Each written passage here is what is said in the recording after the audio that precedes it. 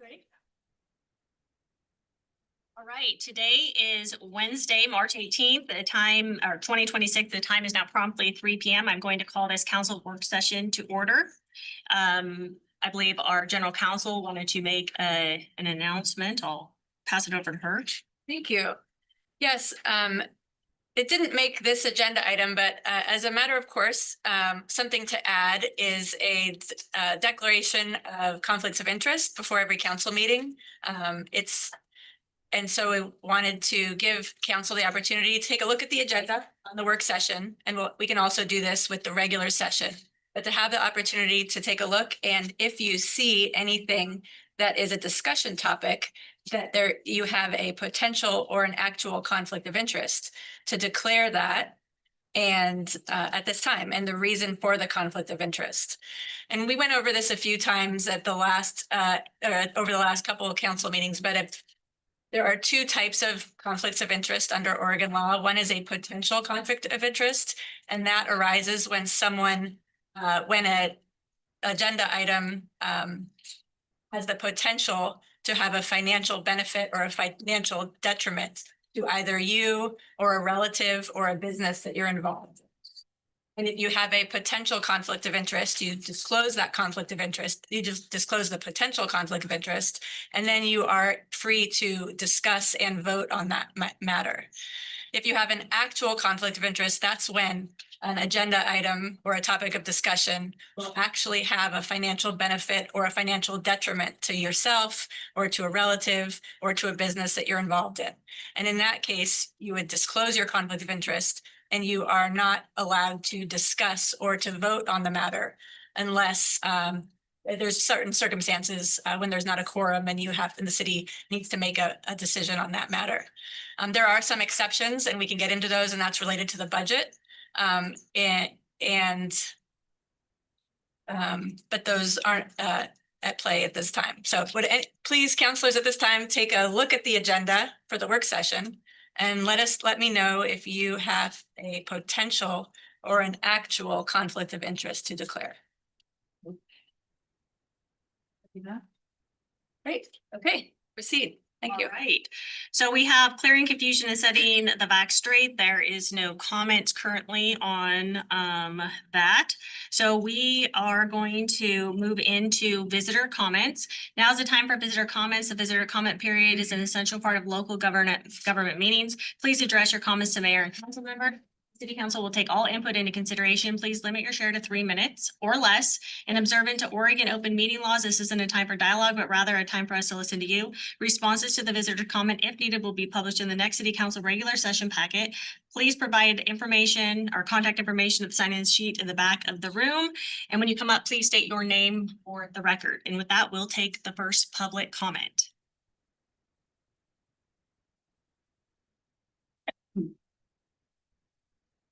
Good afternoon, councilors. Steve Toski, citizen of St. Helens. So this is going to be kind of an ongoing discussion, education thing as we get closer to our budget season. We've got we got the budget issues that are confronting us now. And the long and short of the Greenway report is, and the materials that came out of that is that this council has been worked over pretty good by our police union for about 5 years. I think that this council was presented with demands for increases in police budget without any discussions about how it could be managed. Council responded by raising the police budget by 95%, and then was 6 months later confronted with an untrue statement that the council was defunding the police. And in going through those materials, one can see a very purposeful conduct between the chief and the police union to essentially try to work this council over for a lot more money all the time, despite there being plenty of money to get the operations done. And so I think one of the things that needs to be on the table here, and people need to be thinking about it as we get into our potential budget meetings, is big cuts to the police budget. Talking like $2 million in cuts. I've been going through the police overtime records. I've seen police billing the city of St. Helens for more than 24 hours in a day. 28 hours in a day, 26 hours in a day. You're getting police that are double dipping. In other words, working a 10-hour day and then working a 10-hour training day. So we're literally paying somebody 2.5 times overtime. So I think that you missed Counselor Hubbard, who's not here, and hopefully he'll review my comments at a later time. There was going to be a discussion about management. Our mayor is admitted to an actual conflict of interest, and her husband may lose his job over these kind of cuts. We don't know. I do know that the police continue to work on a 10-hour schedule. So how hard our people work and the benefits they want, I don't think is being matched by the management of the police department. And I think that all departments need to be open for discussion about how we're going to manage these budget issues, regardless of whether the levy passes or not. If the levy passes, that's going to allow for some extra money. But hopefully your minds are open for all possibilities and you understand the import of the significant investigation that occurred and the materials that have been provided. Thank you. Next public comment. Anybody online today? We have a couple people, but they haven't raised their hand. You're gonna bring your son up? He's part of this. He's not. Good afternoon. My name is Mark Bandove, and this is my son Lucas Bandove. And we're come to talk to you guys about bringing the side-by-side order to have a golf cart included in that situation. In the last night, since November, I've been picking my son up from school in my golf cart, and I had a couple complaints, and then I had an officer pull me over, and we wanted to see how we can legalize it so we can drive it in town, because they're pretty cool and our family loves them, and lots of people I know are interested in the same situation, but I don't know if that's something we can do. They go slower than side-by-sides. So some of them have, like older carts have no lights because they're on a golf course and etc. And some of the newer carts, they do have the lights, the mirrors, the horns and all that stuff like that. But we wanted as a family to get a side-by-side, but they were just more than what we wanted. And so we're more of a family kind of golf cart situation. So we were going to get a new golf cart, but we were holding off until we could figure out if this would be doable for town.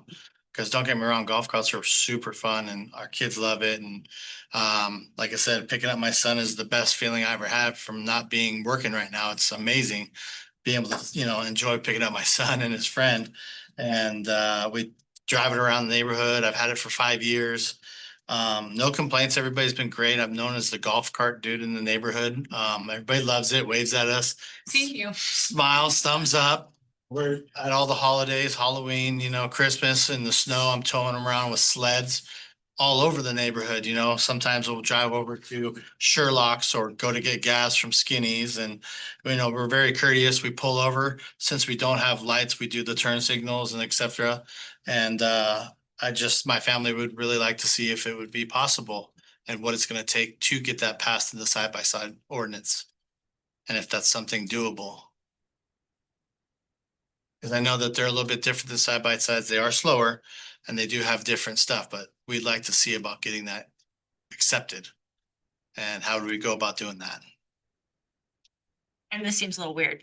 Just because this is your first public comment, so we're not allowed to have back and forth dialogue. So Okay, perfect. yeah, Sorry.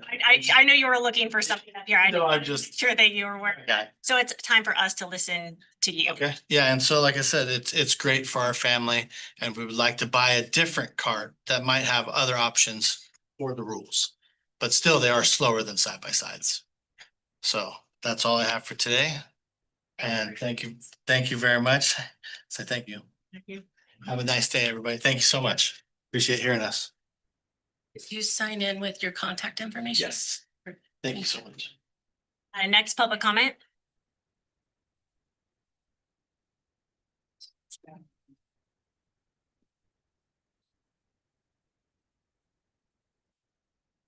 Steve Topaz.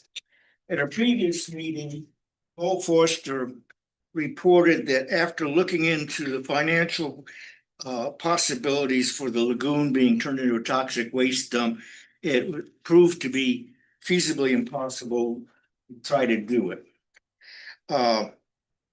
And they continued on to say, you're going to use the money that had been given to them or directed to them for getting it permitted to look into how to turn it into a newer sewer treatment plant.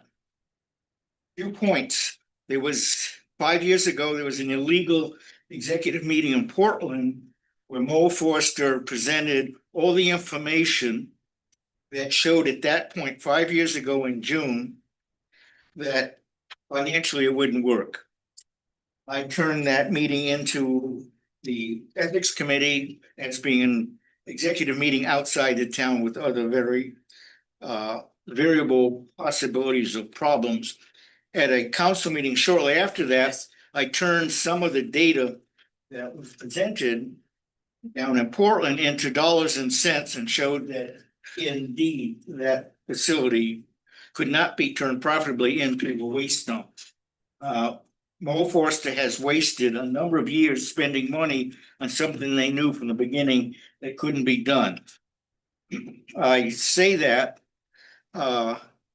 because I don't think Mo Forster should be involved in any work with the city of St. Helens, because every time they seem to always come up with, we can't do it after they spent a lot of money and they present us with a lot of hazardous conditions. Now, turning the lagoon as it stands now into the sewer treatment plant, right now the lagoon, because of the seismic work that Mo Forster has done and shown, is a hazard just standing there. It could fail as is with nothing happening. It should be changed because, as I say, that levee's got some problems. Second point, again, at a previous meeting, I asked, could you tell us, the citizens, how much money was spent legally, fines and all of that? And no one has come up with an answer. And recently there's been another meeting that said was $700,000 beyond what we have in our, I guess, an insurance. So I really again ask, how much money has our legal department spent? Thank you. Steve. Next public comment.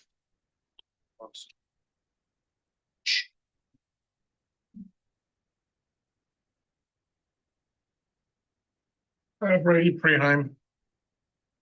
I believe that Kathy has retired. And I don't know what day that was, and I think Gloria may have retired. I don't think it's ethical or legal for someone to retire and then continue to work for the city. The job needs to be advertised and needs to be put out. You don't just get to move into some kind of contract. Speaking of Gloria, she's lied about our tourism, continues to lie about it. She's been given the opportunity to correct the record. She hasn't. Fact of the matter is, we have gotten $0 from February. I don't even believe that we've gotten $150,000 approximately from the $5 ticket fee. So when is that going to be transferred from the general fund? Hasn't been done. Not to mention that under ETC, they were going to give you $300,000 a year. That's $600,000 that we are missing from our budget, thanks to your poor decision-making skills. As far as conflicts go, nobody reported any. There are, in fact, one of the service reduction items is, in fact, which Mr. Toski brought up, to be police. Police could be cut. And of course, none of you think you have a conflict. Jennifer Massey does, in fact, have that conflict and needs to report it. I also think that the fact that she does her podcast and gets on there and streams lives is also a conflict and calls herself a mob boss. So I think those should also be brought up as conflicts. There also needs to be an investigation by our police about how many officers took advantage of the scam of charging the city money for doing a physical test that they didn't pass. I'd like to know where that investigation is and how many officers did it and what kind of discipline they're going to have because they did lie on that one. And I'd like to know where that's at.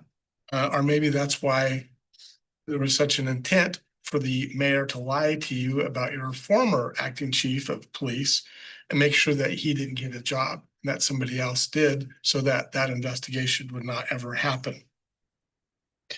Scappoose survives their police department out with a 21% versus over 50% for our general fund budget on the police with 12 cops, and they have 24/7 coverage. I don't understand, with double those numbers, we can't seem to make it. We have 24 positions open for cops, not 12. They do it. They do 24/7 coverage. So what is the problem? Finally, as this is Women's Awareness Month, next month is Domestic Assault Awareness Month. I just want to thank the mayor and hope that she keeps safe around Adams St. Pierre.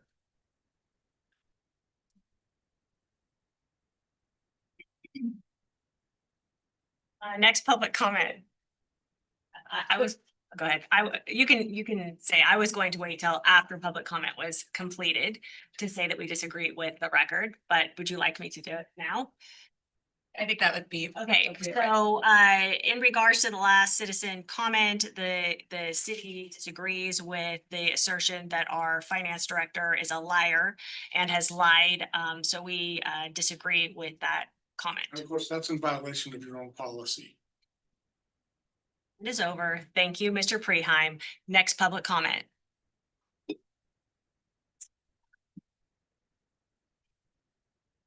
Do we have anybody online that wants to?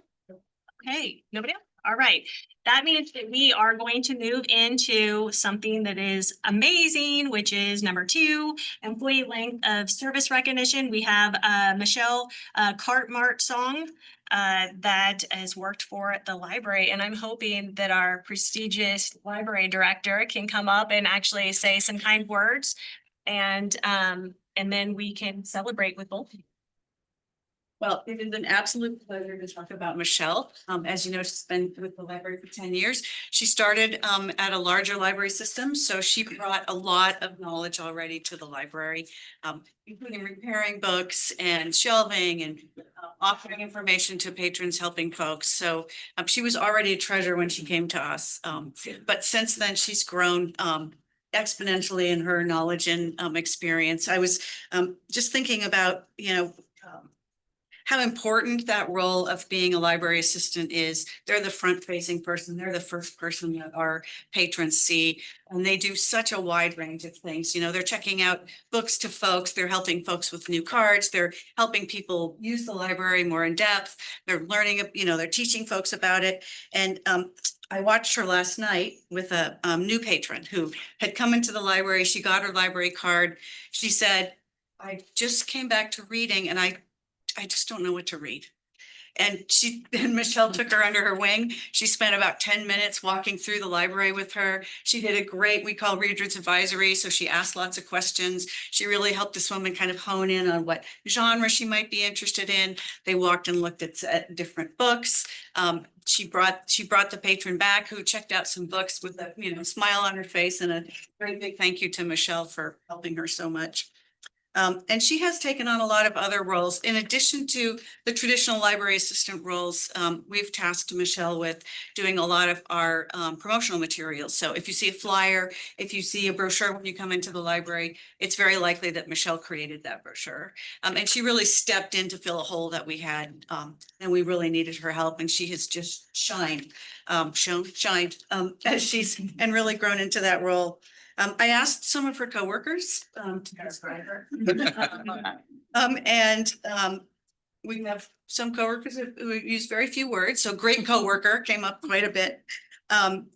Everyone agreed that she's really wonderful with patrons. Everybody agreed that she's a very professional demeanor, that she really approaches patrons kindly and respectfully, and is a very deep thinker. She's an exemplary example of what public service means in a library setting.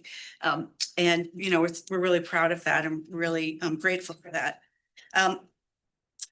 And the last thing I wanted to say, besides appreciating her passion and deep thinking, she often comes to the library with, comes to me or comes to one of the other librarians with ideas for new books, with information, news about libraries as writ large and how it affects us and our patrons. The last thing is, well, during COVID, she developed a passion for making French macaron.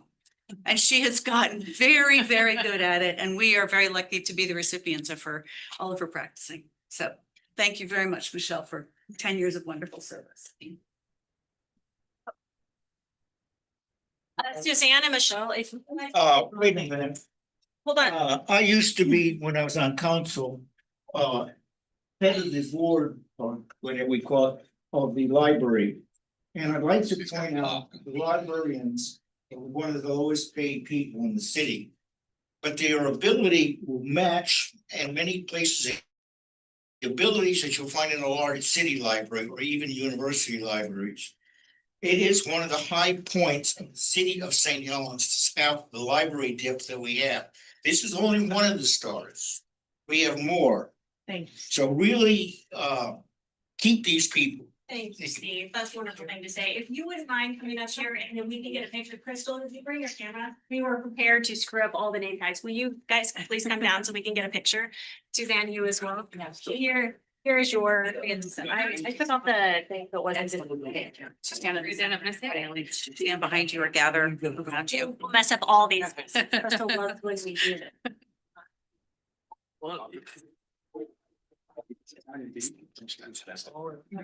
Yeah, it's amazing. I was like, it's far away from us. Couple of years, maybe. It's, we need to celebrate employees. Am I coming in? Say, I'm kind of a wide lens kind of guy. So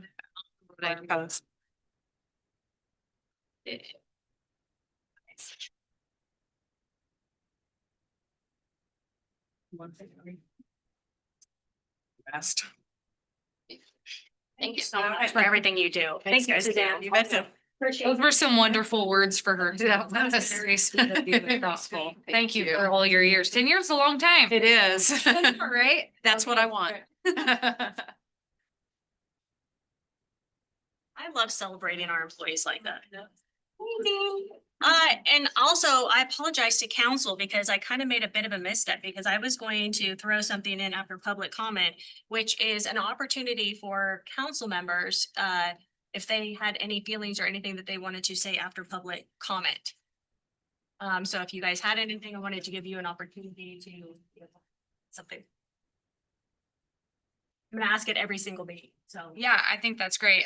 The golf cart, the dad and son already left, but as they were leaving, they were walking on the sidewalk right there and he high fives his kid. And so I just want to tell them if they're listening later, thank you for getting involved in local government. It's very important. I like seeing that too. That's Yeah. cool. It is good. Also, not to throw you under the table, Chief Smith, but also there were some pretty heavy-handed comments and accusations. I just want to know, did you have anything that you would like to add? Yes, I would like to add. Feel that free. There is absolutely no evidence any current employees took advantage of the physical fitness incentive program, and I want to go on the record and say that I ran it every single year, and most of us ran it as a group, so there were plenty of witnesses to substantiate that. The only person that we knew did not do that and receive the incentive was terminated and is no longer employed there. And I categorically disagree with that assertion. Any of my current staff are involved, anything like that. Thank you. Okay. Nobody has anything else? We're gonna jump into number 3, which is quarterly reports from city departments, divisions, communications, and recreational information. So the first one we had on was, I believe that it's Crystal. Did you guys have any questions for Crystal? I think I just had, I don't know if you necessarily need to come up. So just if I'm getting this right, we're actually merging to a new website. Is that right? Migrating? Yes. Okay. Is it, I was just kind of curious, is there a reason that we're doing that? Is just because the other one, it's a better platform? So you're kind of volunteer to do it. Yes. Okay, perfect. And then since we were on the topic of the side by sides, what is the point? There was something in your staff report about building an informational website. Because Webpage already built that people to staff, the staff have already reviewed it this week. okay, We plan on putting a announcement into our newsletter that goes out as well. The overview of the high level rules and a link to the ordinance and educate themselves further, so to make sure that they're in compliance. perfect. When does that resolution take place? When is it finalized? March 20th. March Yeah, 20th? this one. Okay, and then, I didn't think I had anything else for questions. Thank you for you're very busy. Thank you for the comprehensive report. You have a lot of projects. Does anybody have anything for Crystal? I just wanted to make emphasis on, in her report, she goes over the budget cut impacts, and I just want to summarize those because we are, likely to see those and how those are going to affect communications from emergency community PSA information, coverage of city community events, city booth entries and events, the cooling center, media response, St. Helens Civic Explorer Activity Handbook for the Youth, weekly library newsletter, Take Your Child to Work Day, weekly roundup, and special event meeting coverage. Those are going to have direct impacts to what the city will have the capacity to do in light of those cuts. And so I just want to go back to make emphasis of that. And those are tangible things that we are going to see be affected. Thanks for that. Anybody have anything else, Counselor Goshen? Okay, and then we had parks, rec. Shauna, did we have anything? Did you guys have any questions? I see what you do on here, but this is just words on paper, the actual outreach and touch that in effect you have on our littles and our youth throughout this city. Like, I don't think that we can put enough words on paper to actually, quantify the tangible and intangible effects that you have. Both you and the library, right, Rex, and library, the outreach. I had the opportunity to go and sit at those schools and see the after school programs and just how excited and how valuable those are. And also for the parents, that's a necessary thing for those parents that need to fill that gap between when they don't have childcare. That will be a direct cost impact to parents that need that for childcare as well.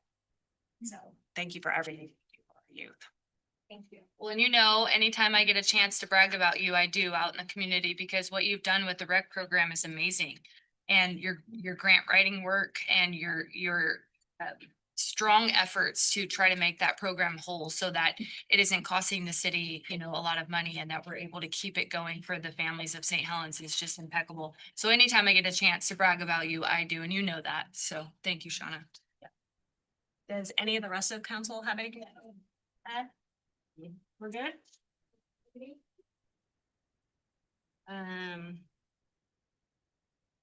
All right, so that takes us into 4, our annual report from City Forester. Right.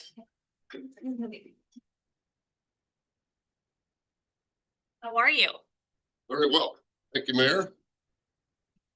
Situated here. Thank you. My name is Brent Keller. I'm with Mason Bruce and Gerard.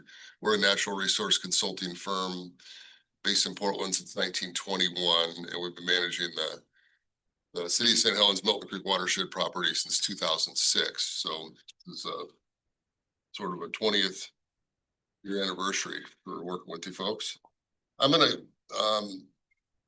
go over a review of 2025 activities and operations, and then look at what's looking forward to doing in 2026 here.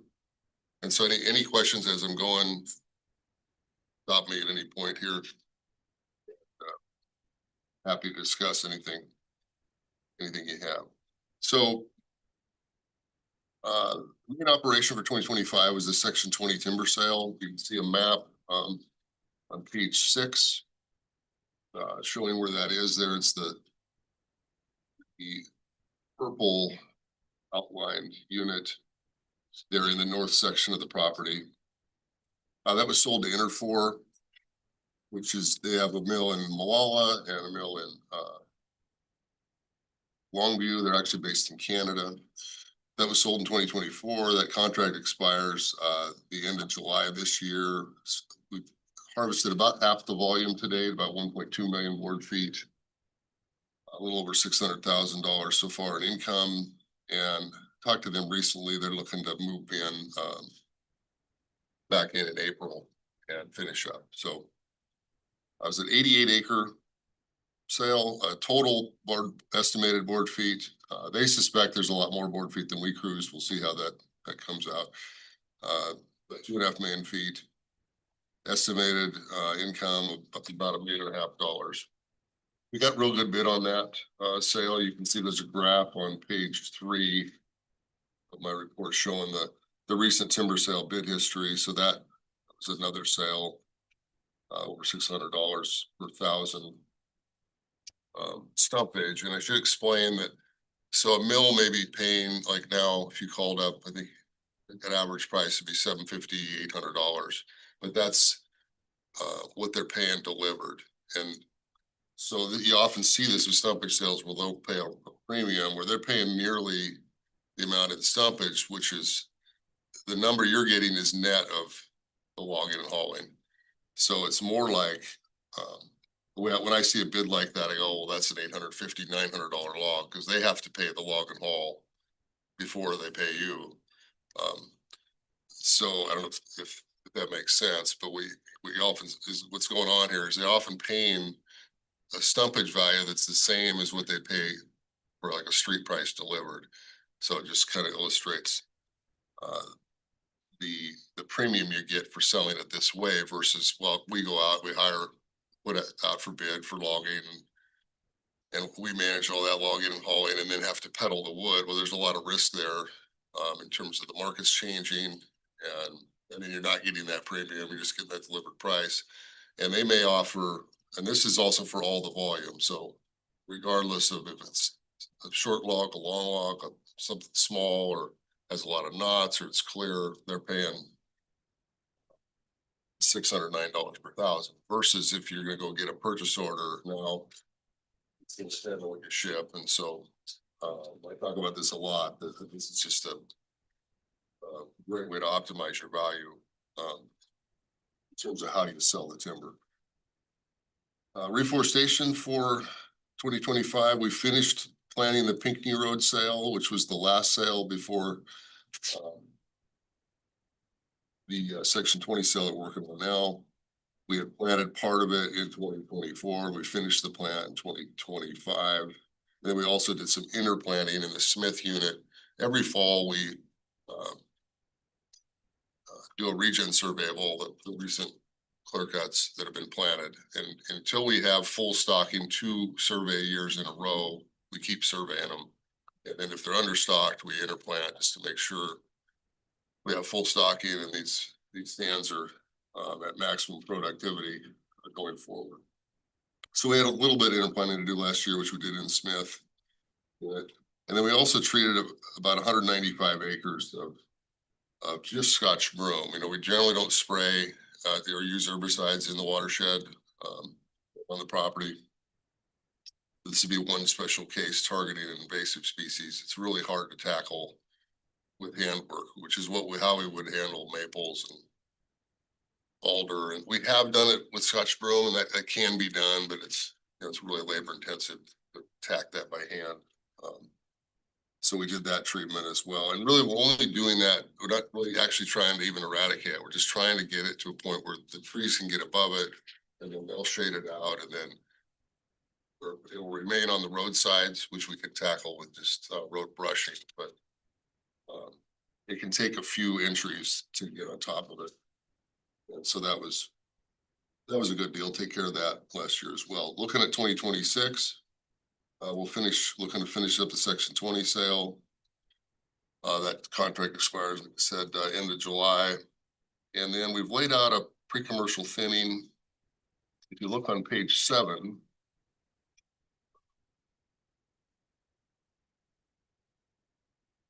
that shows the thinning there. It's in that kind of conibear area. Let's see, if you go scroll down. Right there, the dashed purple line there, that's the unit. It's about 24 years old. That's kind of, I guess, the Conibear neck of the woods up there, Pittsburgh Road there, so. The idea there. And actually, well, before I talk about that, look in the north there and you can see. We're pretty well covered. We're staying on top of this. I mean, if stuff gets to that 2025, we're getting in and thinning them. And so we pretty well covered been on top of things in the north, because that's kind of just where the cutting had cycled through from 20 to 30 years ago. And so there's other units there and in the south as they come online. Well, thin, you know, the idea is you plant, you want full coverage across the unit, but in time, the stands slow down as the trees get bigger. And so like what we're gonna thin this year is overstocked 350, maybe 400 trees per acre. And we'll thin it to 200 to 250. And basically, in a sense, you're redistributing the volume from 400 trays to 250 trays. And to prevent the stand from slowing down and becoming less vigorous.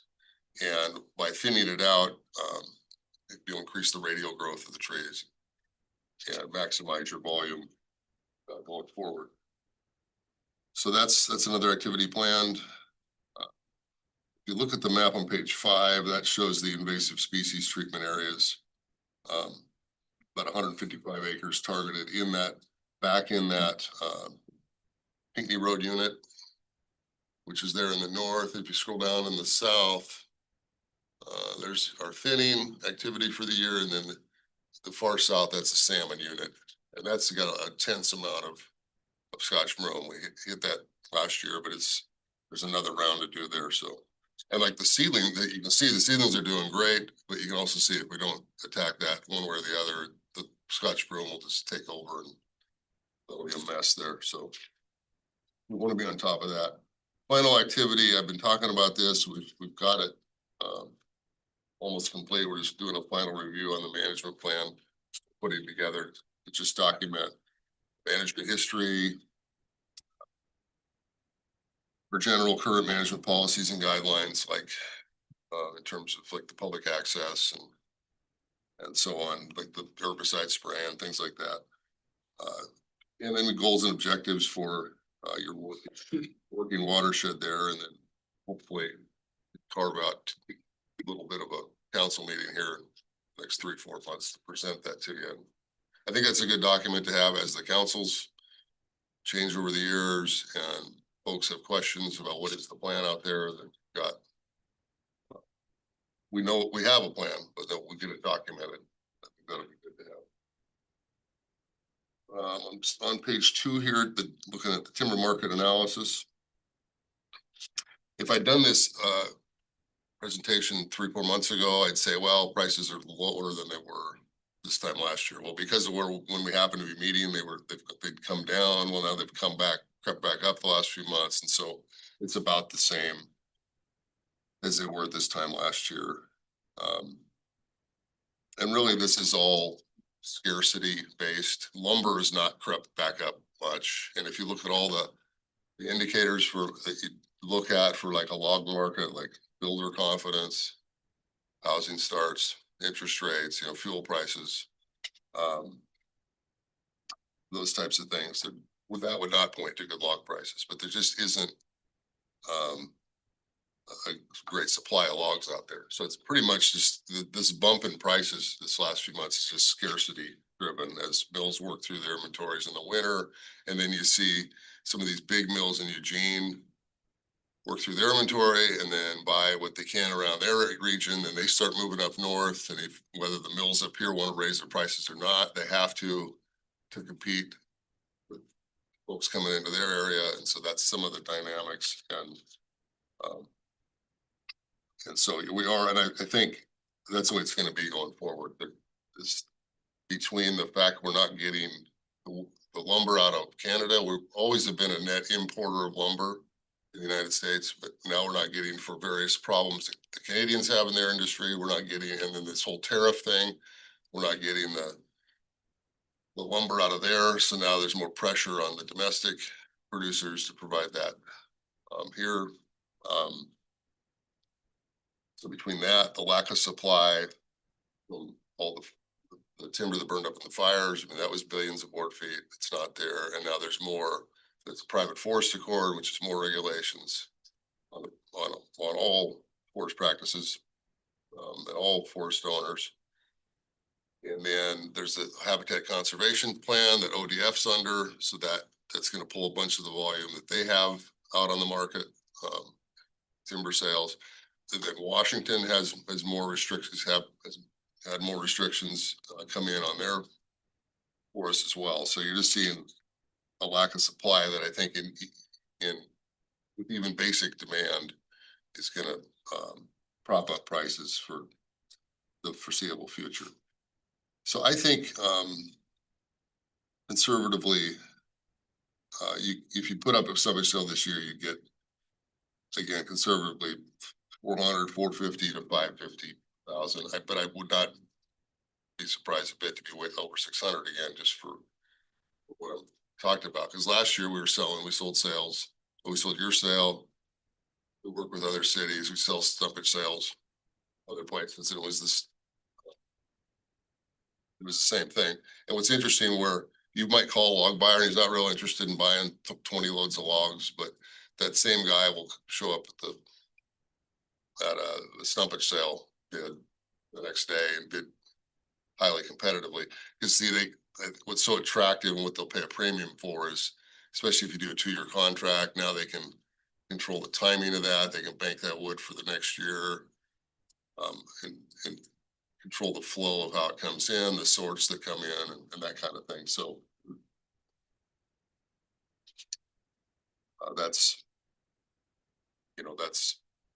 that creates this effect of where the behavior's different when they're buying logs or they're buying stumpage. So that's the case. Then looking at the page 3 here, we talked about the bid history, the real strong pricing there. And in terms of management planning and looking at the recent harvest history, in 2014, we cut all the merchantable timber, the rest of the merchantable timber. The city had some projects.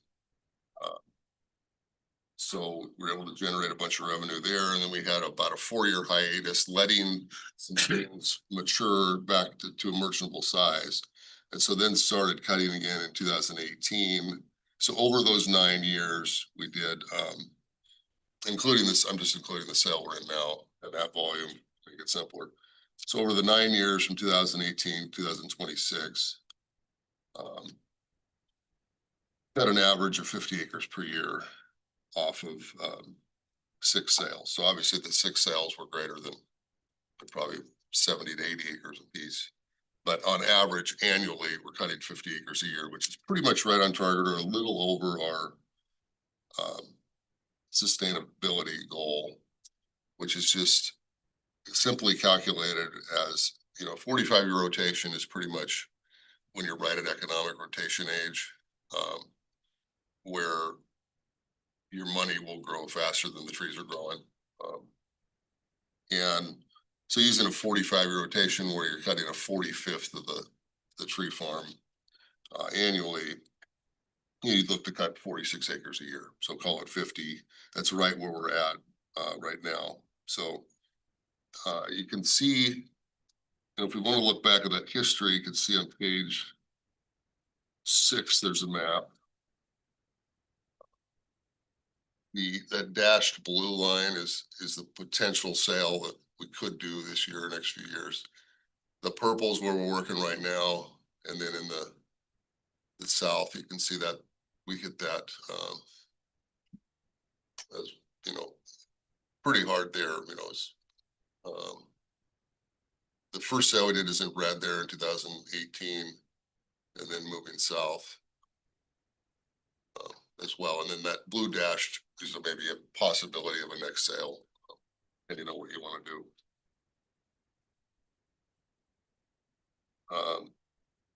Yeah. So Due to the growth in that blue, the one that you showed the potential of the blue.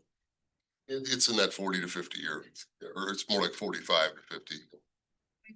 I see two sections there. Is that correct? That's right. Great. It'd be 2 units. Yep. That's the available, what's readily available. And that's approximately 45 acres.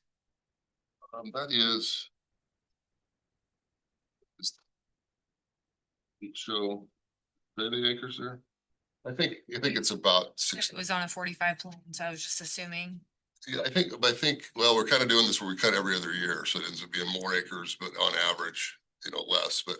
So I think it's about 50 to 60 acres total.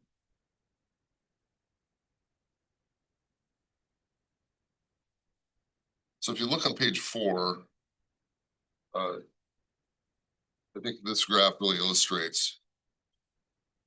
How much timber is coming online. You've got about 2,100 acres of commercial available for harvest forest land. So that's net of streams and roads, the reservoir and so on. The oldest available stuff is 40 to 50 years of age.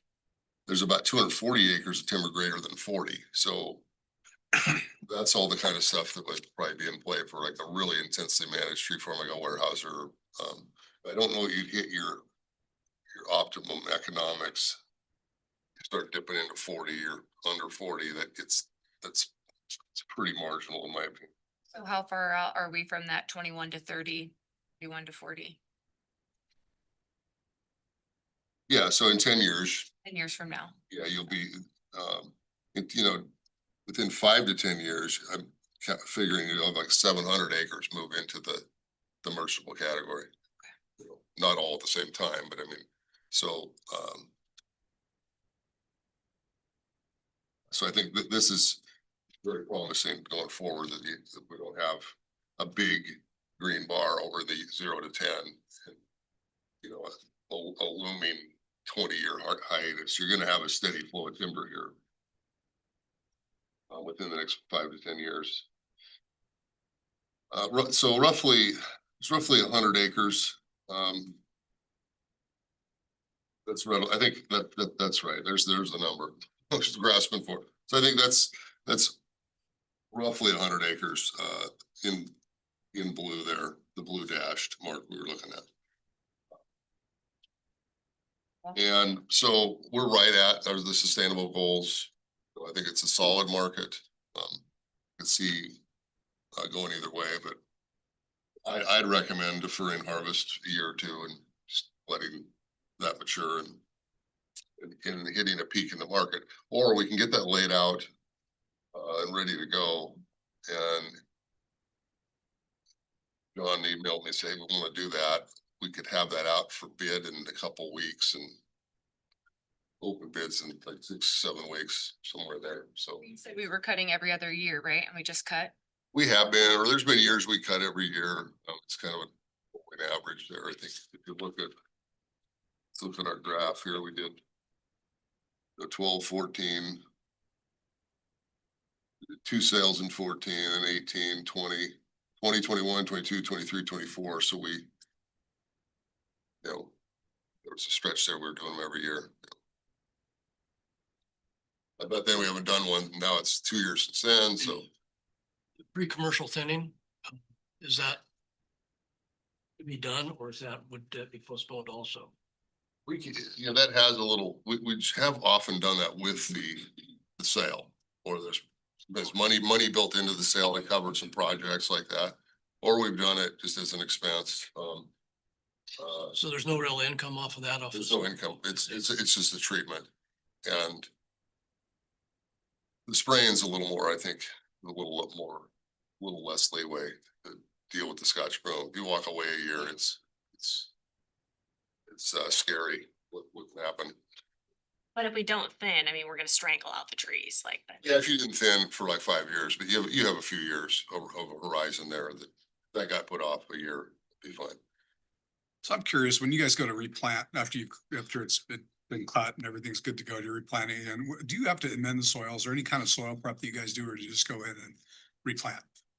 We just replant, except like if there's skid trails that were compacted, we'll rip that Or sometimes there's a road, like a temporary trucking spur that might be put in that we want to tear out, then we'll make sure that's ripped.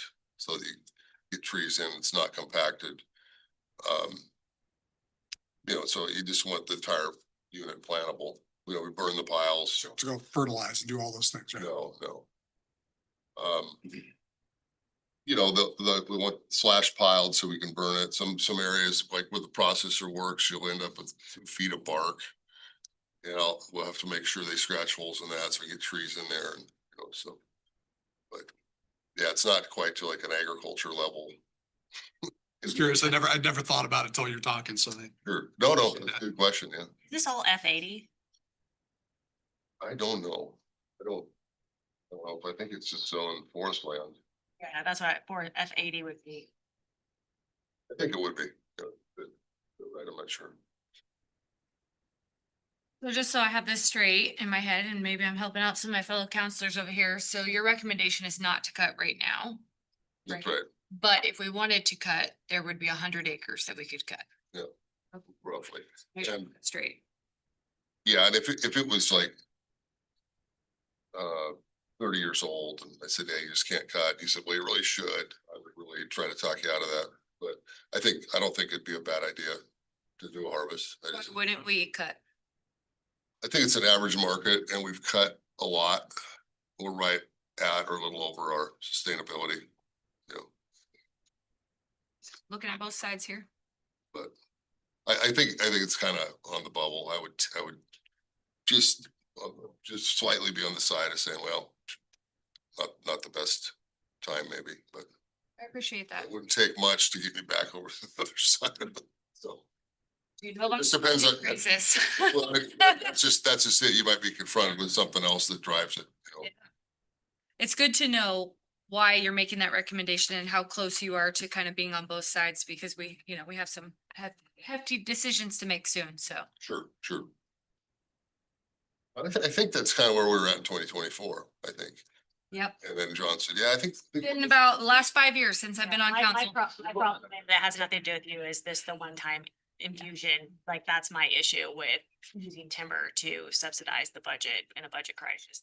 It has nothing to do with you or a forest land, but I think that that's how we've gotten into a budget crisis that we're in right now, so I'm having issues with that. I get the sustainability piece, familiar with F80 for sure on forest land. Also cognizant of that. I don't want to do a rinse and repeat. And a lot of what you see on the ground is because of the timber program supporting, you know, the road maintenance, all this thinning we do, all these treatments, you know, so that's why it looks like that out there, you know. I mean, the funds, a lot of the funds you get from it Well, and having you. go back into the tree farm. Yeah, having you here, it is more of like a long-term investment, because we are, reproducing and maintaining it as well. So it's more of like a business Mhm. versus like cutting the trees and then the money's gone and then we don't have anything else. So we are trying to kind of create it into a revenue source, so. Right. Or we have been, that's what the city's been doing for a long time. And we have used it for one-time purchases too, like Yeah. when your property was purchased. Yeah, and I can see that, like, that's like buying another asset. When you guys replant, are you kind of like the same methodology with Weyerhaeuser, so it's like a 3-to-1, so you overplant on it, so for like deer and other things like that, so. Yeah, we're planting it's about 450 trees an acre, so. Technically 435.6, but it's a 10 by 10 spacing, so.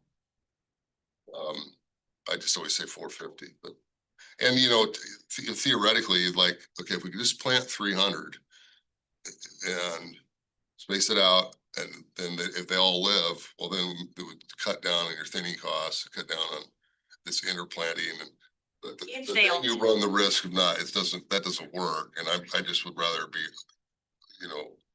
cover all the area, and then also you have microsites, you don't know what all is stockable, like where you put that one tree that little site there might not be the best, so you want to cover it all, and actually 450 is, if you told that to a forester in 1980, they think that's crazy, because they used to plant like 650.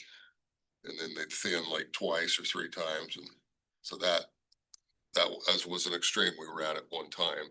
I think 450 is a pretty good I archery hunt, and so sometimes walk through some of those reprods, they're so close together. I mean, you can't walk through there at all. It's crazy. Right, kind of hard to get an arrow through there. Or a person or an animal. That's what I had. Any other questions? Always very fascinating how much you know about trees and all of the science that goes behind it. So thank you for coming and always sharing. Yeah, let me know anybody wants to go on a tour out there, maybe we should That has been consider that for a while. I do want to a tour. council tour or something. I would like that. Me and Mark want to go. Okay, get a hold of me and then let me know if what your thoughts are. If you want to do another harvest, I think it certainly makes sense. Figure that out. Thank you very much.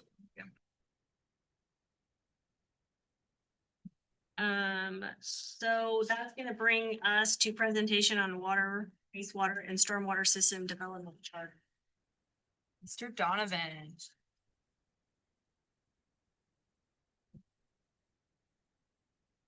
Good afternoon, everybody. Welcome. Thank you. Thanks here. Steve Donovan, 9600 Southwest Oak, Suite 3335, Portland, Oregon. I want to talk to you about system development charges. This is the final push on rates and charges for utilities. Last fall, we went through the rates and you were actively involved in that. And we told you that this was going to be the full cycle on this. So now we're coming back. What's not here today that I think you should be aware of is two things that we're not reviewing, and that's transportation SDCs and parks SDCs. You're currently in the process of updating your transportation system plan. And it's pointless for us to go through and do an analysis on an old plan when your new plan is going to bring forward a whole new set of capital improvements. So that's why transportation. Parks, you don't have a current parks master plan, and we strongly suggest you consider commissioning one. Your last one was done in 2015. And we used that back in 2016 to develop the SDCs that you've got now for parks. So we're going to sit tight on that. And we strongly suggest you consider doing a new parks plan. So we're going to talk about water. We're going to talk about wastewater and stormwater. And as you can see here, we'll talk the history in the background, the policy issues. I think you're all pretty current on what SDCs are, so I don't have to tell you what they are or where they are. So we'll go quickly on that. We're going to compare capital improvement plans, and I think that's the aha moment on what's coming out of this. We'll talk about the specific details, and then we'll talk about what a recommendation is, the bottom line, and then the obligatory, what is everybody else charging? So what we're talking about here in terms of left to right boxes is history. We last updated the SDC's methodologies in 2022. Some of you were on the council then, you were there. Estimated population back then was about 14,350. And if you look at the 2022 20-year capital improvement plans, water was 57 million, wastewater 62, stormwater 45. Snapshot. Now we come forward to 2026. We're in the process of implementing these plans, and you are painfully aware of all of these extremely expensive water and sewer plans that we brought forward. We talked about it during the rates. We talked about the current financing for it. So that's the benefit of me talking today for you folks. Nothing new here. Population today is about 14,800. What I wanted to really bring out and what's really going to hit you here in terms of our proposed rate adjustments is the substantial increase in the cost of these 20-year plans. Right now, water's 103.8 million. That's 46.5 million more than just 5 years ago. And two reasons for that. One, a substantial change in how you're looking at storage. The 5 million gallon reservoir. Initially, you were thinking your 2 million existing gallon reservoir would have been repairable. It was not. So that went out the door. Sewer, same thing, a substantial cost increase because of both a combination of project cost increases and scope of work changes. And then stormwater, not a whole lot more, but still up. So, and then finally on the methodology, for water, wastewater and stormwater, we use the improvements method approach. And what that means is we look at each project in your capital improvement plan and we say how much is for existing customers, replacement, and how much is for growth, how much is to serve growth. We've got some charts to show you what we're talking about there. Go ahead, Kathy. So I'm gonna go real short on this one. Who pays, who uses, how you can use SDCs, and the policy issues. SDCs, as you know, are two components. They're charged at the time of, first of all, permit issuance. They consist of a reimbursement fee, which is for built capacity. In other words, the capacity that's already built that has capacity remaining to serve, and then planned future capacity, which is the preponderance of what we're going to be talking about in terms of the fee implications. Uses of SDCs, they are very restricted. You can't use them for anything other than capacity expanding capital improvement projects. You got to account for them carefully. It's statutory. And then finally, the policy issues which you have all been struggling with. You are always wanting to find a way to provide workforce housing and affordable housing.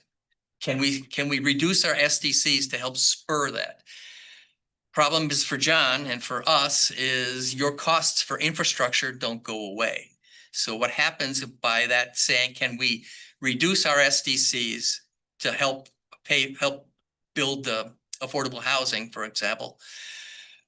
Then we're going to have our ratepayers and our taxpayers subsidize that growth. And that's the policy call. Nothing new here. We've talked about this. Kathy? So what put these charts side by side to show you the preponderance of the capital improvement costs. Remember the 103 million for water, the 76 million for wastewater, and the 52 for stormwater.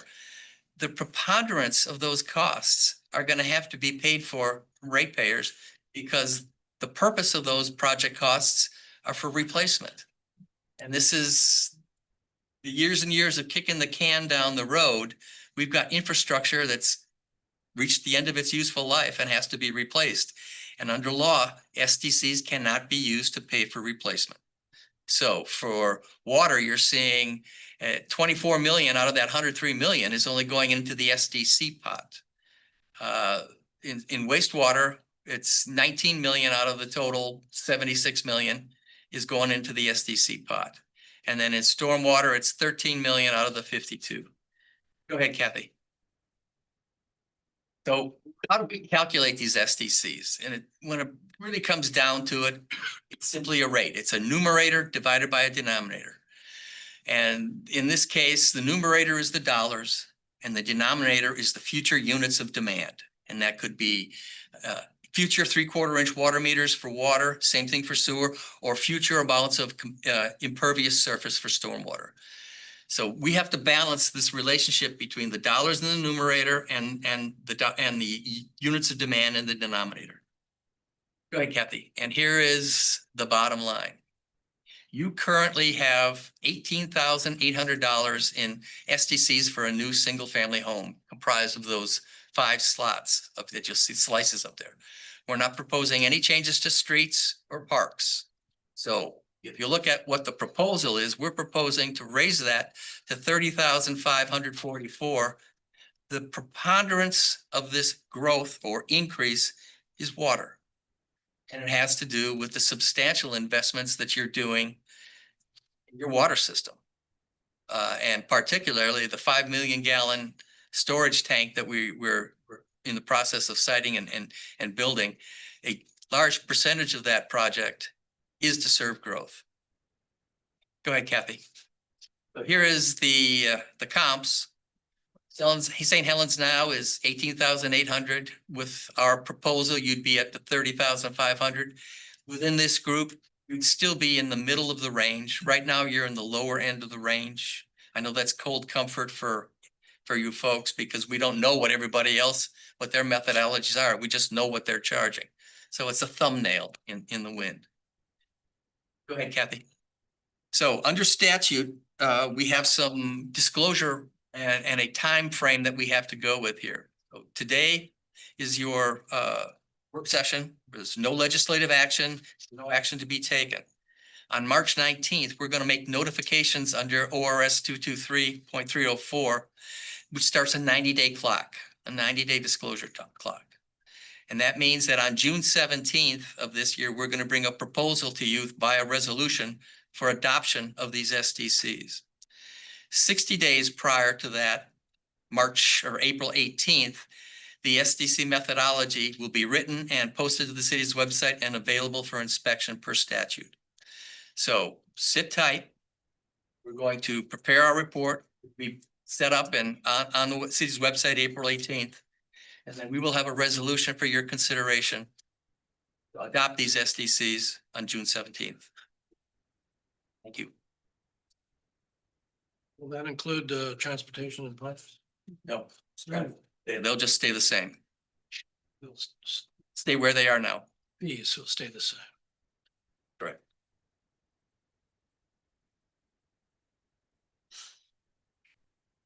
I don't like what you had to say, but I appreciate how you said it.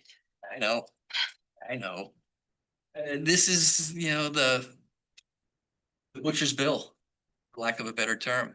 We know that we're gonna be spending a fortune on infrastructure. We just raised your rates a fair amount. We had open houses and we had people, the largest message I heard was we're on fixed income. We can't afford these, but we hear you, we understand it, we're gonna swallow hard and we're gonna pay it. If we come back to the council and say, council wants to not get the appropriate or the commensurate rate increase from new growth via SDCs, then we're gonna have to go back to the ratepayers and ask them to pick up growth share through rates. You're aware of this. I mean, we've had this conversation many times. John he's probably black and blue on this issue, frankly. It's very much a conversation of who pays. It always is This way, or is it that? And Let's spread out. I wish I'd say it wasn't a zero sum, but this is absolutely a zero sum game. If one side benefits, the other side has to pick it up because you're just squeezing the balloon at that point.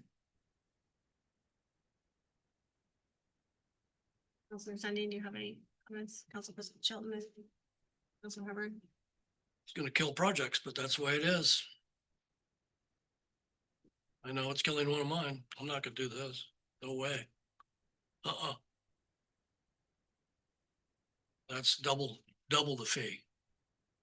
So scratch some projects for a new place. The other side of the expense equation is that the more federal state dollars we can bring to this project reduces those infrastructure costs a little bit and helps out.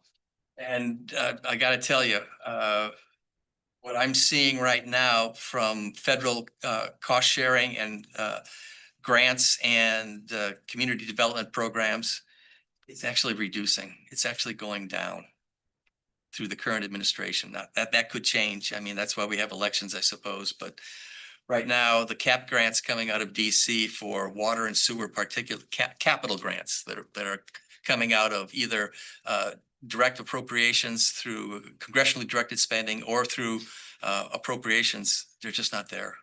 Yeah, we had a meeting earlier in the week with Business Oregon, and we've got $1 million appropriation from Suzanne Bonamici. And Congressionally directed spending. yeah, and we have some others in for Merkley and Wyden as well at the federal level, but the one-stop meeting that Mohammed, Sharon and others were in was talking about how are we going to structure this the most favorable way to keep the cost down that low. Some of that was working through the community development block grant, $2.5 million. It's similar to how we did the conveyance project where we used those federal monies to do all the design work. And it didn't federalize the project and make it that much more expensive. It's working those, we're behind the scenes, we're working really hard to keep these things as low cost as we can. So I was at See the state do something like that because we get a lot of push from the governor's office to increase housing and that's something, But- that just, it's infuriating, sure, simply infuriating. it's crazy. I mean, how are we supposed to create more housing if we don't have the infrastructure? Yeah, Yeah, and They're telling them, oh no, they're about $6 million more they gotta come up with. well, the thing that's just driving me crazy and Tell you. Counselor Hubbard, I mean, it's on your shoulders. We as a policy are trying to put all of the burden on the private sector builders to produce affordable housing. He can't afford to produce affordable housing. There's no such thing. And he's not a charity. He's not an altruist that's gonna do this. And it's just infuriating that we get these, they used to call them unfunded mandates, I think is what they call them.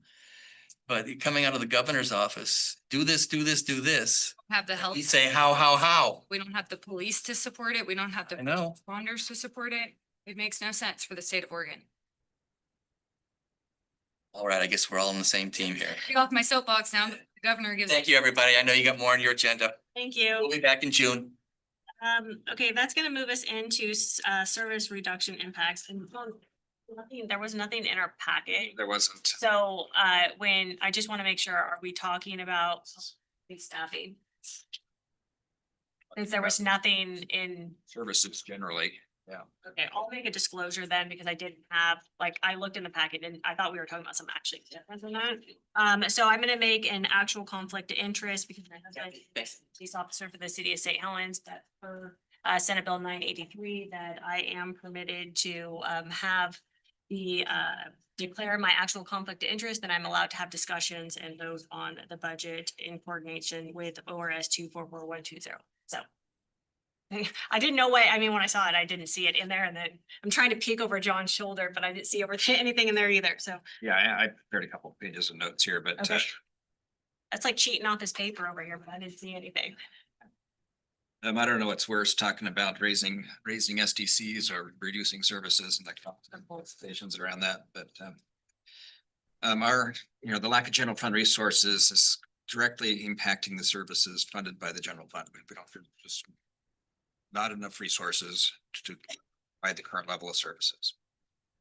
If the city is 12.3 million in the general fund revenue, approximately 2.3 of that comes from property taxes. A phenomenal amount in the big picture. Remaining 10 million comes from other sources, including intergovernmental, state shared revenues, franchise fees, licenses, permits, transfers, and other revenues. These revenues support the city's non-enterprise funds, not the water or sewer or stormwater. So this is outside of that. And those services include police, finance, general services, library, parks, IT, administration, municipal court, recreation, planning, building, city recorder, and the city council. So a whole lot of services that are really important to the city. The water and sewer and storm funds are relatively healthy compared to the general fund, and that's because the rates can be adjusted to support those services. The general fund doesn't have the same flexibility. Property taxes are effectively capped at 3%. And while our, payroll expenses and inflation just continue to outpace revenues and creating a larger and larger gap every year. It's fixed. Health insurance is 12% or more. It's this compounding effect that just gets worse. Just not enough revenue to pay for these services. We've already taken steps to reduce expenditures by leaving vacant positions unfilled, freezing pay, reducing fleet expenses, implementing other cost-cutting measures as far as around finance and things of that nature. We have some details if you want to see those, but it's still not enough. And councils referred a ballot to the May 19th election that would provide additional funding to the general fund, and that would help stabilize staffing and programs. But even if the $24 is approved, we're still faced with some service reductions to balance the budget. In a proactive effort on March 3rd, I sent a message to all staff notifying them that the city's intent to implement furloughs and potential layoffs to help keep the general fund solvent. And, under that proposal, the paid hours were reduced from 40 hours a week to 32 hours a week until the budget can sustain additional services. This represents, it's significant, it's 20% reduction in pay. And both bargaining units have requested to bargain over the issue, and we've got dates scheduled to do that. If furloughs are, depending how the bargaining goes, if furloughs are not sufficient to balance the budget, the next steps would be layoffs, from my perspective. Hopefully have more discussion here at the end. We have already reduced staffing, or the number of staffing in 22, we had 85 employees. Today we have 73.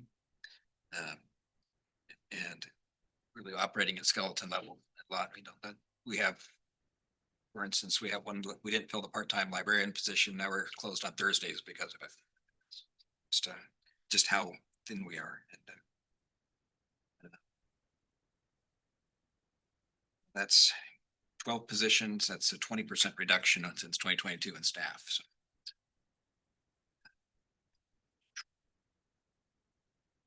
Further staff reductions would lead to, fewer open hours at the library, the makerspace, consolidating, potentially having so few staff, we have to consolidate the utility building and municipal courts into one function until we don't like to have like one person in the office all the time, but usually there's a couple of people there.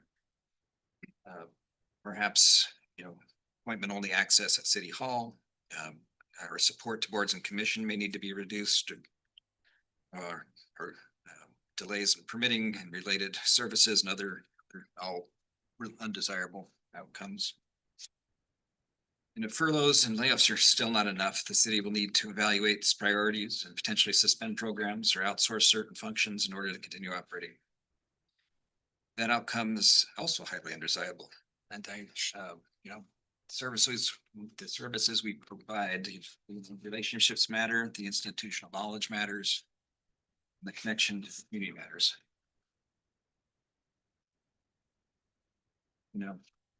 At its core, this is a revenue issue, revenue problem.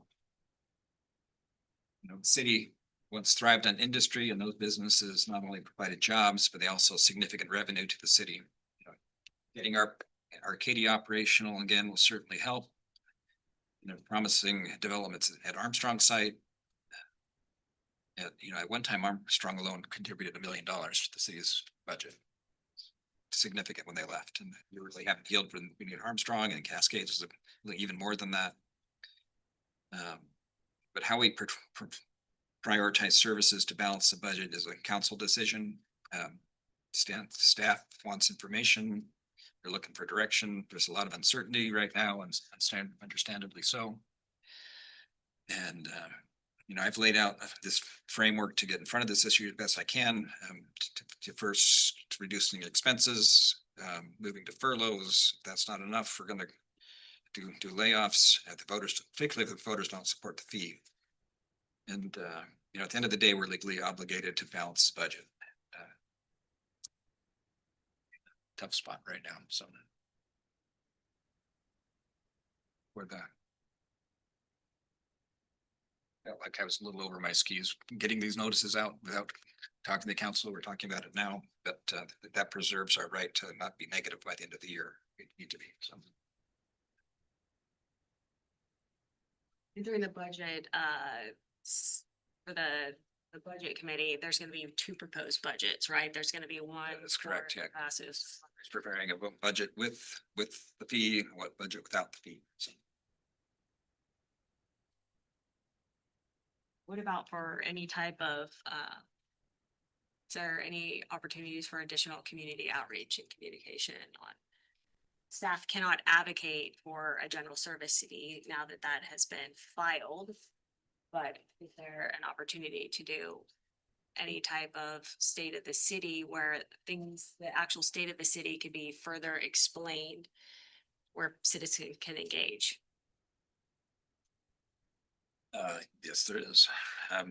We've worked on a couple of things. One of them is doing a state of the city meeting that we're scheduling for May 11th at 11 o'clock. That is a meeting. We're also have a mailer, very general mailer that's intended to go out to staff. It's informative. It shows what the general fund does, its programs. Just looking at every mailbox. It's not advocating for a fee of any sort. It's just showing what education of what we do. And the state of the city meeting. We've done states of the city before. Middle school. quite a few years, actually. But, Yeah, we haven't done one since I've been on council, John. yes, it's been a while. 5 years. Last one was at the middle school, and just thinking about a space to do it. This room is probably the best space because of the audio visual and ability to record it and broadcast it. Have it, people can watch it at their leisure. So Crystal, plan is for Crystal to get out some informational materials on the web, invite people to the meeting. Also have an opportunity for people to ask questions in advance so that we can address those. And department heads will be available. Hopefully the council can all make it. I realize we're doing this to get education out, but I hope this is something that once it's done, that it could be a long-standing, you know, function that we have, like a town hall, school with the city, you know, SCAPUS does it. It was Seems a little late to me, to be honest. Well, to do it right now, we should have done it months ago. We can't control that. We've been talking about it since last year, February of last year. So, but I think going now, it is what it is. We'll get it out there and then we continue to hopefully do it successful going forward. I'm just concerned that it's not gonna have a really positive stance like it should. Town hall should be positive and in the light of everything, I don't think it's gonna be. So it just feels The like. general fund is dire. It's not all bad. There's a lot of really good things happening too, as far as infrastructure projects and grants and waterfront development and This isn't tied just to the general fund. It's. Well, I know, that's why I'm whatever just saying, I feel like that with the issues with the general fund and the budgets, I feel like it's going to muddy up the town hall when the town hall could have been separated better. Well, from- this is an issue with this. I guess I look at it this way. This is an issue with the city. This is where our citizens are looking to us to ask questions, whether it's a good time or a bad time. It's irrelevant to me. This is an opportunity for them to ask questions. When we did the meeting with the SDCs, that certainly wasn't positive. We just heard Steve talk about it, right? But that was something that needed to get out and it was, I think, successful. People were able to ask questions instead of, you know, just coming up and throwing 3 minutes at the wall with no responses. They can actually get answers. And being online, I can see that there are a vast array of questions that people have on a whole gamut of topics that they would like answered, that we have not done a good job at providing those answers. Now they could come down and just make comment at city council, but I think that the timing's not good, but I also think it should be left to the professionals to speak on professional topics. For example, if someone has a complaint about an engineering program, I'm not gonna speak for the engineering department because that's not my place as an elected official. But That's not in my scope it's the of plan, practice. But that's the plan, So is we're to gonna have staff have- there. We're gonna okay. have directors Cause I there. feel like it with that's, if we're going to, try to put good information out there, then we wanna make sure we have the appropriate people speaking for the city. So that was the other thing about having citizens have an opportunity to submit questions. It's going to be more advantageous for citizens to submit questions ahead of time, especially if they're data driven or they require somebody to do research. We can't expect Mohammed sitting here, and so I'm gonna pick on him, but somebody asking a question during a town hall that, is very specific to something with Public Works, he may not have that information readily available. The more time that he can have to research and give, articulate a factual answer is gonna be beneficial for him. So the idea or concept is to have department heads there just asking the direct or answering the direct question. So. I mean, the only alternative is not to do it, which I don't think that's a good thing either. That's not necessarily what I think. The timing seems like it feels to me like it's gonna be tied with, trying to pass this levy. Yeah, it kind of is like they can't advocate for it. We can advocate for it, but if I'm a citizen, which I am, and I have a council saying, hey, I think you should do this, general service fee of $24, but I got a ton of questions that are not being answered. Do you think that I want to vote for it? If you can expend a vehicle, a communication path where they can get these questions answered, then maybe somebody that's sitting on the fence that they wouldn't vote for it because of some hot button they have that it could be answered. Well, then maybe we shouldn't call it a state of the city. Maybe we should call it what it is. We can't though, because you can't do, you can't have staff advocating for a general fund. And this is all inclusive, not just the general fund. This is. This isn't about staff advocating. This is about information and Yeah. education. So maybe it should be called information and education on the city.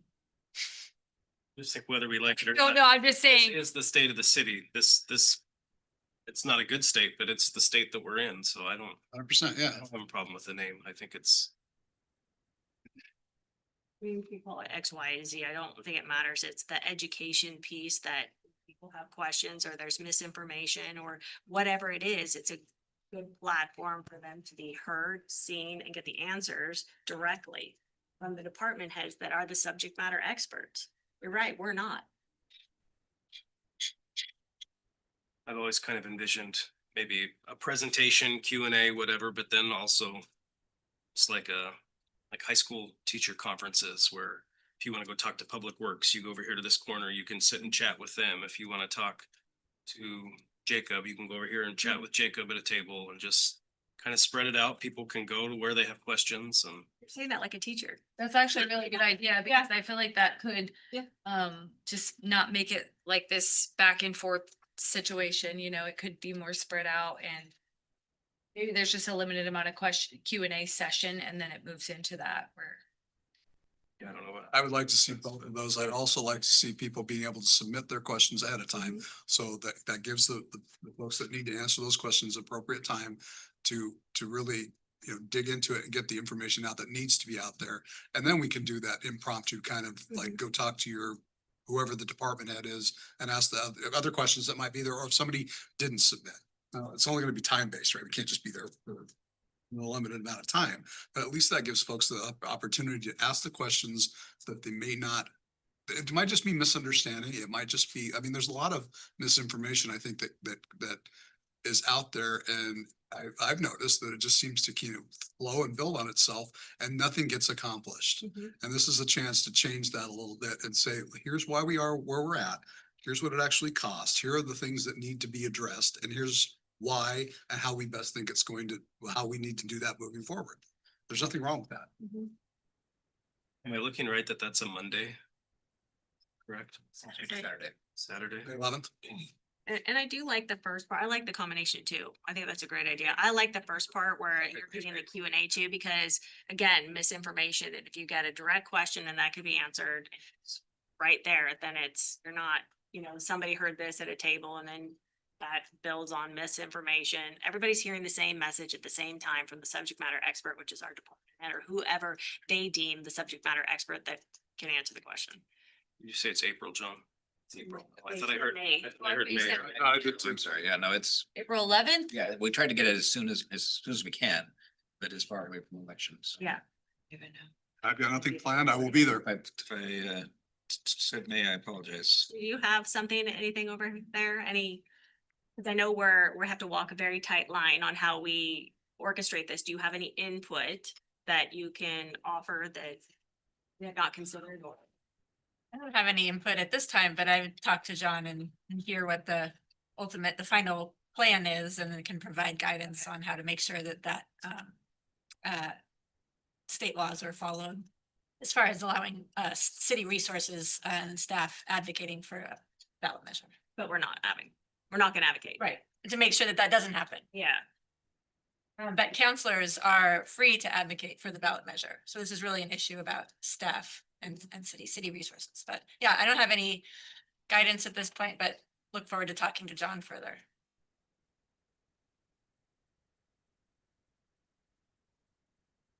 Got it? That's all I had. Yeah. Okay.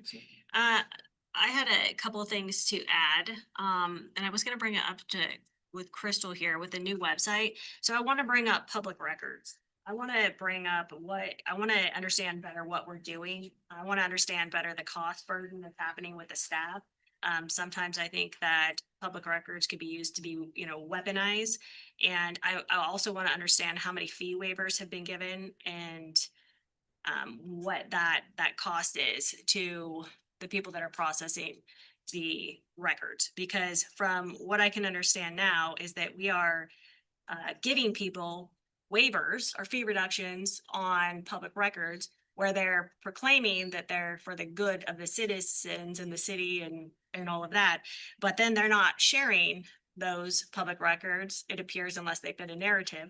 And so I'm having an issue with the fact that they're getting fee waivers. The citizens are actually having to pick up the difference between legal assessment and staff time, and then they're not producing them. In some cases, when citizens are getting them and publishing, then they're threatening to sue them.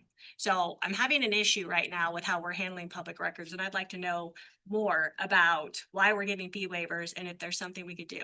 My thought is, if somebody comes in and gets a fee waiver, then it should be posted on the city's website so everybody can see it, since taxpayers are picking up some of the burden of it. Here you were asking the city administrator to gather information about public records and fee waivers. I'm actually saying it out loud for council at this current moment too, because we need a consensus to move our city administrator in that direction. But to make people aware of what my concern is, I do have a concern for that.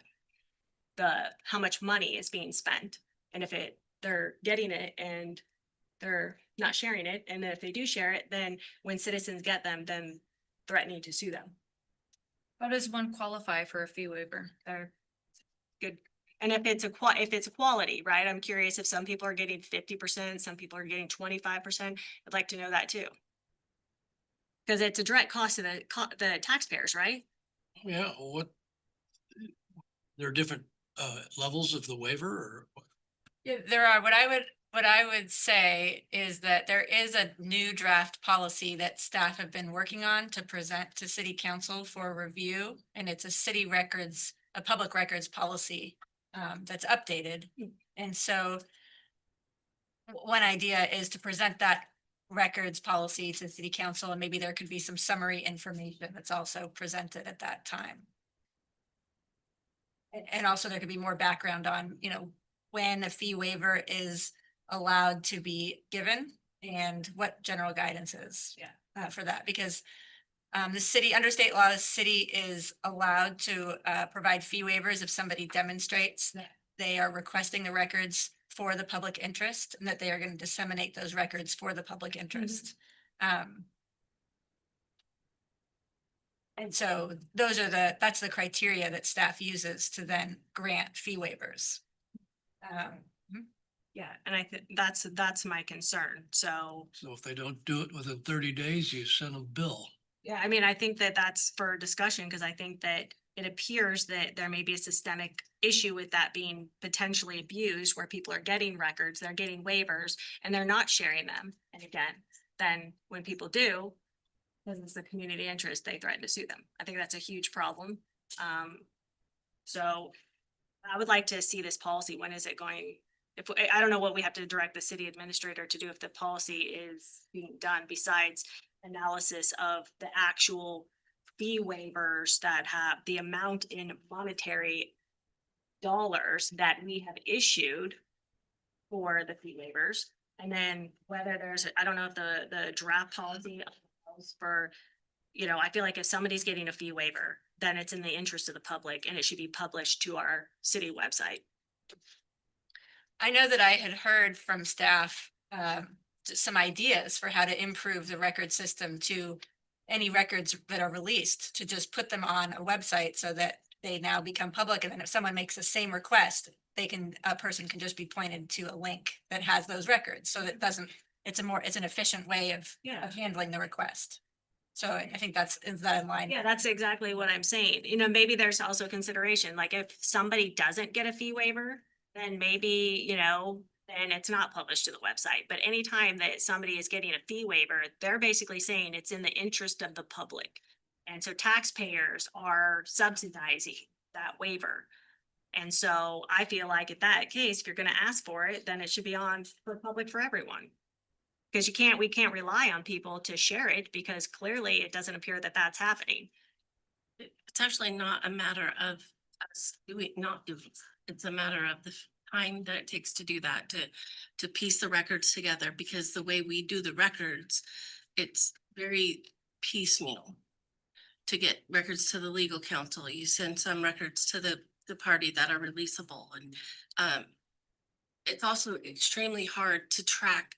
I mean, it's almost impossible to track our time that we spend on, because we're doing them and then we're doing something else. We're doing them and we're doing something else. So it's really hard to quantify in terms of our wages, how much time we're spending on it, to calculate a dollar amount. If we had, you know, $10,000 to $15,000, we could have a system that we do everything in the system and it automatically populates any public records request, all the releasable documents to a public website. And we just have not been able to afford that. Is that something even that can be since there's public records throughout every single department in the city? Is there a way to do an additional cost share to subsidize that $10,000 to $15,000 to get that? Because are we walking over dollars to pick up dimes here? Because you're still gonna have legal fees, right? Because I also want to know how much in legal fees we've used on. There's just, we don't have.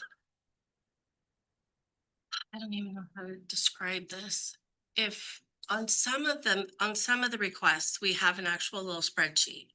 And it'll say exactly, and we only started doing that in the past like 6 months to make it easy because when somebody is not there, we can look on the spreadsheet and see what is needed, what they need, what they owe. And it'll also say what their waiver, if they're getting a waiver, it'll show on there. But it's oftentimes difficult when we're not sure exactly how much legal is gonna cost until after everything is releasable. So it is so complicated, Mayor. I wish it was so simple. How many public records requests do you think we've had this year? Can we, I just want to make sure that this doesn't, could we make a timeline to put this on the agenda for discussion? Yeah, I mean, Because I feel like that's a big question. well, I think so, but I'm trying to give some thought on some of the items that I think should come up too for discussion. Like, how many public records have we had this year? Are we over 50? Maybe you could just frame some questions and then we can come back with more information to share. I definitely want to have I understand that you're trying to shut me down on this conversation, but I think it's a habitual issue that is a problem here in the city. And so I definitely want to have a conversation. I personally want it on the agenda because I think that it is becoming a systemic issue we have here in the city. And you start looking at legal costs. I mean, we're already almost $700,000 in legal fees from 25-26. Like to know better of where money's going when we're in a budget crisis. And if people are going to start throwing darts at the wall and blaming things, I'd like to also understand dynamics of where our money is going. If you wouldn't mind, I would love to look into all of that. If you wouldn't mind sending me an email that has all those different questions in it and any of the other council members, if you could send questions directly to me, I will work on getting an answer. I appreciate that. I also like to put on the agenda the analysis that we have, or breaking down an analysis on legal fees. And I want to look at where we're at with that, what they pertain to, and then also have a general maybe conversation about whether we should be having an in-house counsel an in-house counsel for the city of St. Helens. If you look at other municipalities, you see how many have counsel and where we're at right now. I mean, maybe we could have a cost reduction. I don't know. I think we should have that conversation.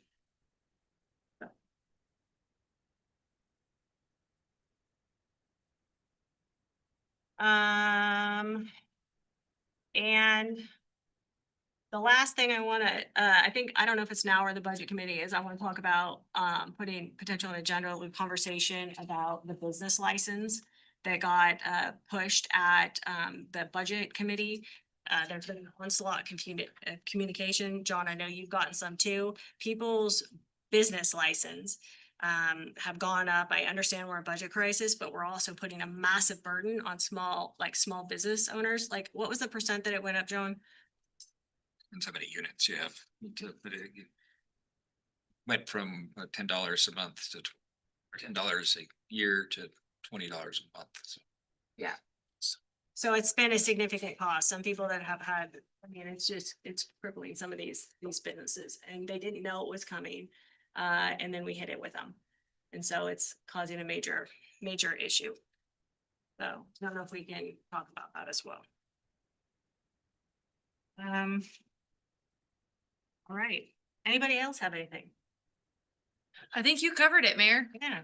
Real quick, I was gonna ask, I don't know if everybody had a chance to look at it, but Kathy, did you have a chance to review that email from Scott Jacobson? Yeah. Is there any new information there or anything that could potentially help us? Yes, the fact of the matter is that he's specifically talking about the recording and the minutes. He's not talking about packet preparation notices. He's not talking about anything. I mean, there's just a lot involved in supporting a commission. And he was only talking about the recording. So if you're talking about just recording and not having a packet, I wouldn't call it a public body. It's not, it doesn't have the same requirements. You have to publish a notice, you have to publish an agenda, you have to put the packet together, you have to publish it on the website. There's a lot more involved than just sitting in a meeting. What if we did that part though, and then cut out the having to sit through the meeting? So like say you prepped a packet for a meeting, you did that work, and then you didn't have to attend the meeting because we had the recording device. That would still save you some of your, time. It would save some overtime. Just a thought, but I hear what you're saying. There's a lot more that goes into a meeting than just being present and recording it during the. So I have a question too. So those those commissions and councils, can they also like have a secretary that they're taking the notes and I mean, they have the recording, right? But then they can also prepare their own agenda. This is happening elsewhere, in other committees and commissions where they're having economic hard times and they're taking on more of the responsibility to remove it from the staff. So that They could could do that and feed us the information to post on the website, because that still has to be done. be a potential option. I'm glad you brought that up because I was curious about that too. Seeing how we might be able to implement that. Okay, does anybody have anything else? All right, so following this conclusion of the council work session and executive session is scheduled to take place in the following ORS 1926602D to conduct deliberations with persons appointed to carry out labor negotiations. Yeah. 11. Oh, did I miss that? Oh, shoot. Roles and responsibilities. I was talking to John about that earlier. I thought that's just what you were going on about. I was like, okay, I guess that was that topic. No. I thought I had mentioned it to John when I sat down. I didn't know. I didn't think we had anything on that today. I didn't have anything either. Yeah, sorry. We didn't have anything that was on there. Oh, we did talk about at the joint meeting that the commission had noted they don't need necessarily 2 counselors attending. So would you like to talk about maybe one of the counselors, one of you guys getting off the hook for attending the planning commission, if that would be of interest? I'm currently involved in another academy through Search and Rescue. I'm happy to not show up there because it's a conflict then, but once that academy's done, I don't have a problem being there. Do it on a voluntary basis Yeah, then. that would be fine with me. So then Russ can just continue with planning commission. Well, I'm on Romano Development, So on am the I. police station. Fire You're department. never there. Okay, rock, paper, scissors. No, I thought if we could alternate. Yeah, that'd be fine. Would that be okay? And this is only going through, for me, it's only going through end of April, beginning of May. So Well, that should be. an that's issue. fine, but if we could alternate. Yeah, that's They fine. don't need us both there. No. Yeah, no, that's what they were saying. They said they would like to have some presence. That way, they're hoping you guys bring us information back with you. And they did also, I mean, you guys were there, they were saying also that they can't really tell ahead of time if input is going to be needed either. So there's not really a way to kind of call you off if you're not going to be. Okay. I think we hit every number. Except for John's report. A lot of it I've already recovered. Over his shoulder. That's why I didn't think I. I already knew everything you had to say. Yeah, it's all right here. Yeah, covered the ATV going into effect this Friday. And shout out to Crystal for all the work she's done to be proactive about getting that information posted on the website and just clearing up some of the what perceived to be confusions working with Ashley. Did signs go up? I do not know the answer to that quite yet, but there was some issue about jurisdiction and on where the signs go. There's a MUTCD sign that looks like a four-wheeler, but that's might cause some confusion, but I've seen there were some folks online that were confused about if the signs weren't up yet, they weren't allowed to be out there yet. So ideal places are on county roads, so by Gable and things like that. So there'll be signs up. They might not be in the most convenient places. I think it's important that they know that they can't, you know, continue down Highway 30 and stuff. So signs are kind of important for that, but Well, the signs aren't gonna not show that. the signs aren't gonna say, Well, that's what the ordinance says. It They'll just list the comes into picture and the city. how ordinance. do we expect people to know that? Well, they're gonna put it on the About signs. website and hopefully that they, I mean, you can't Just- besides every. I was just thinking like during that stretch, there's a sign that says ATVs permitted. I mean, look at it this way. ATVs If not they, permitted. That way they know this is the look boundary. at it this way. Like an If ATV park. if There's they signs. operate on Highway 30, then the police can pull them over, they can get a ticket, and then we're gonna get generated revenue out of the municipal court. So they're gonna learn pretty quick, right? What word will spread. Okay, that's one way to do it. I mean, I was just thinking like when you go to an OHV park, there are signs that say you have entered an OHV park, you know, this is permitted. And then when you leave, you are now leaving the OHV park and this is no longer permitted. I don't know. That's what I had in my head that I thought we were doing. So guess I was wrong. I feel like we can't insulate people from every. No, it's just, it would be two signs though, right on that stretch of Highway 30. That made sense to me, you know, but I don't know. Hopefully with the big social media groups that are apparently out there now that they have been sharing the ordinance, hopefully people have read them and understand the rules. If not, they're gonna learn Well, quickly. they seemed a little confused about the sign thing. Because that's where it came from. Tell me which group that is and I'll try to go and. I didn't really want to, I don't even know. Sorry, I was just curious if we were putting signs up. I guess I opened up a can of worms there with the sign. Okay.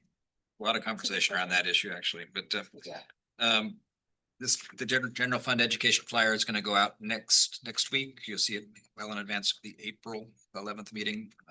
Goes to everybody in town. Crystal did a fantastic job putting this together, working with staff, and there's just packed full of really full information to explain how the city works, what programs we provide, and how we compare to our neighbors. Go ahead, when I get an electronic version, I'll send it out. I think you guys did a really good job on that, John. I talked about the reservoir and the funding plan that we met earlier. The police station's still on schedule.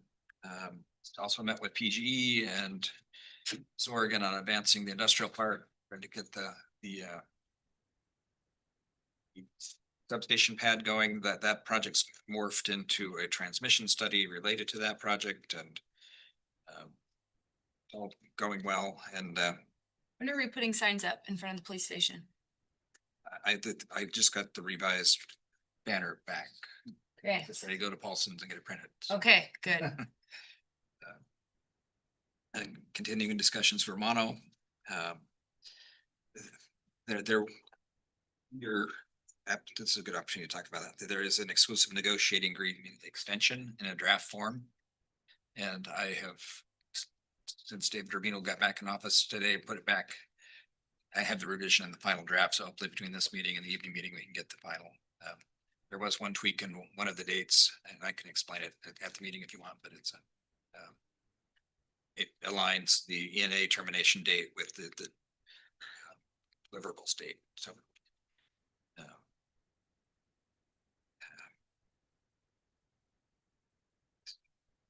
Got some information back on the Fish Eagle Osprey on our boat as far as licensing it. The boat indeed did have a COI for the past, whatever, 34 or some years. It never had a COD, which is a certificate of documentation, which is required for it to be operated commercially. It was bought without that. It was a non-usable boat from the start. So we are looking at alternatives to get the highest value, getting at the Coast Guard waiver it needs to operate at a lesser capacity and Sell it, do we need that waiver? Only if you sell it to a commercial only buyer. only to a commercial buyer wouldn't be able to use it. They'd Yeah. need to- But they'd need- if they go get it. Yeah, I was gonna say, can't they buy, Documentation. go get it themselves? They could, it would be more uncertainty around the sale, but then we could. I thought that we were, I'm a little bit confused. I thought we were talking about selling, yeah, the RFP. Yeah. What happened?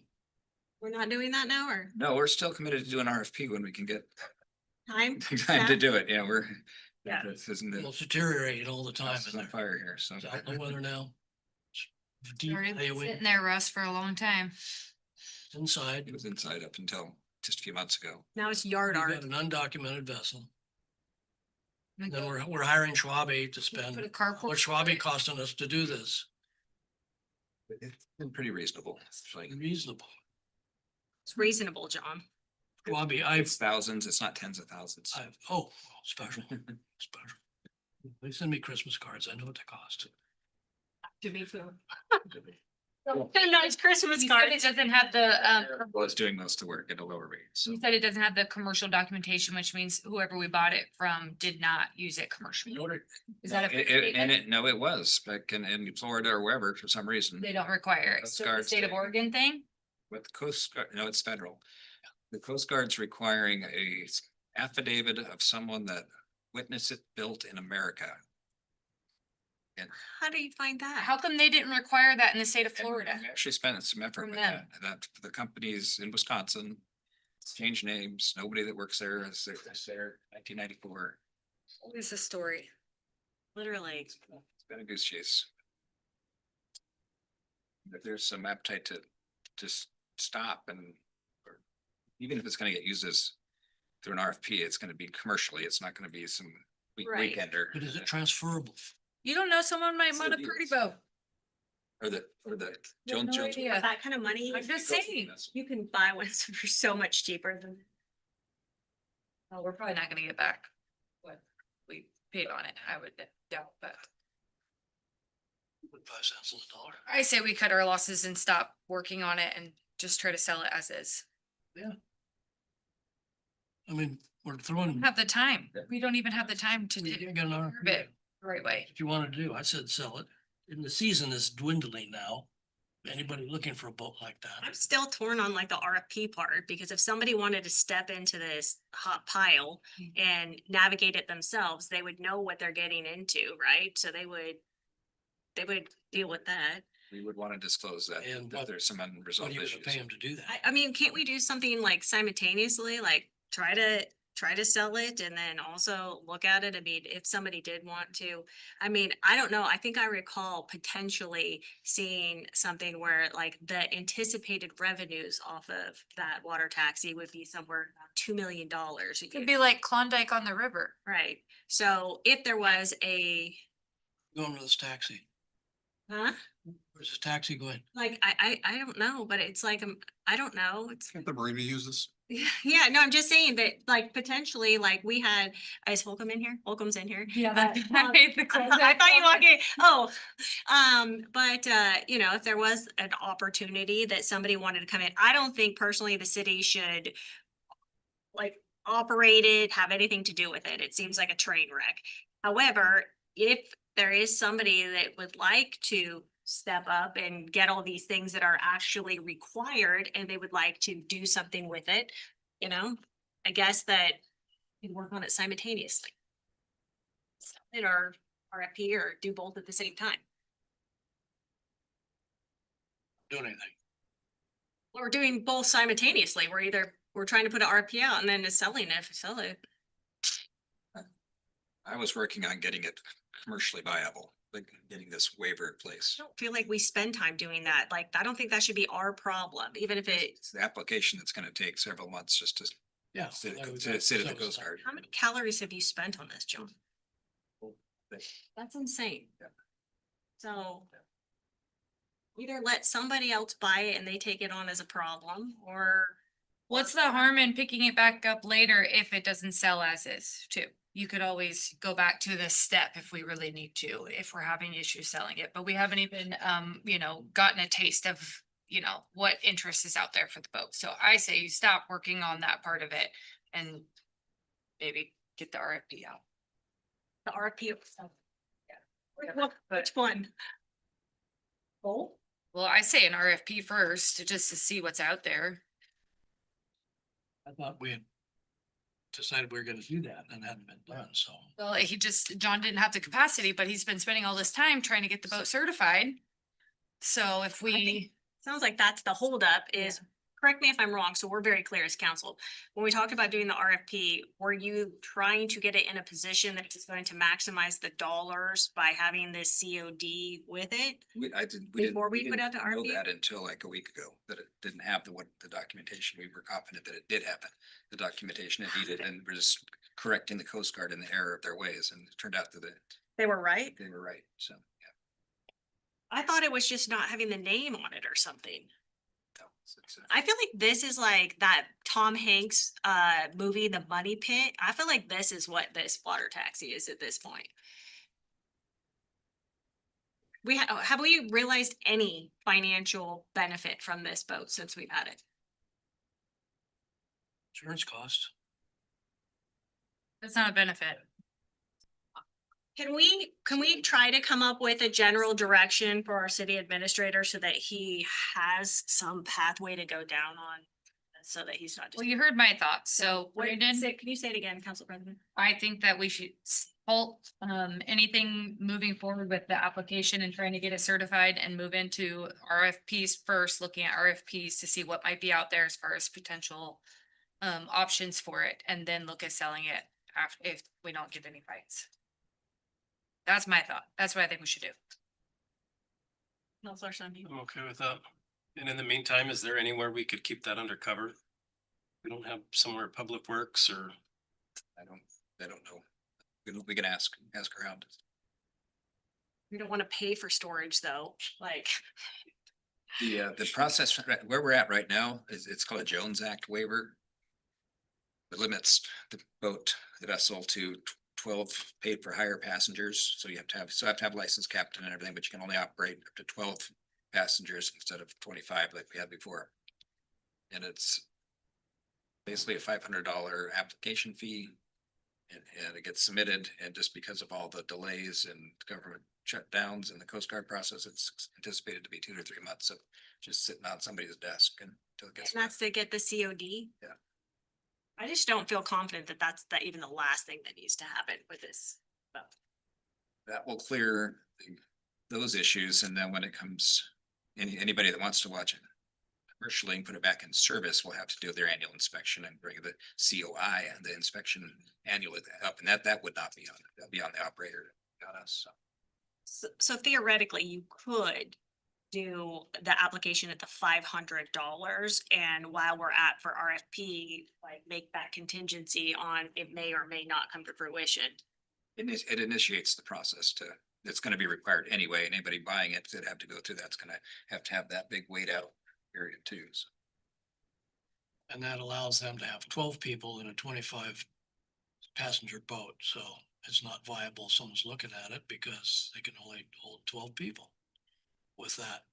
And that's gonna be the limit of both. Wait, what, Yeah. 12? I thought it was supposed to be more. Because it's not documented. Because it's not documented, it can't be. That's what makes it commercial. Which, when it's not documented, it means that it wasn't built in the United States, which makes it part of the Jones Act. So there's no way to get it documented at this point. So it's going to be 12 person? That's what I'm hearing, yes. Oh, I say sell it. It's not my understanding.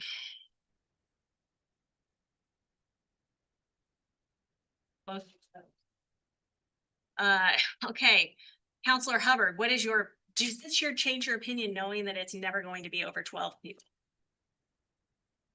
I still think we should see what's out there. 12 people is still a party, could be a party with some drinks, just saying. So do you think that, okay, let's ask this question. Do you think that we should do the $500 application and let that go, like get that process go and then do an RFP? Or are you saying omit the $500 and just go out to an RFP that person then would have that 3-month waiting period? Yeah. I think so. I think we just see what the taste is like out there. There might be someone jumping at the bits for this boat. And if there's not, then we know that. Counselor Sunny.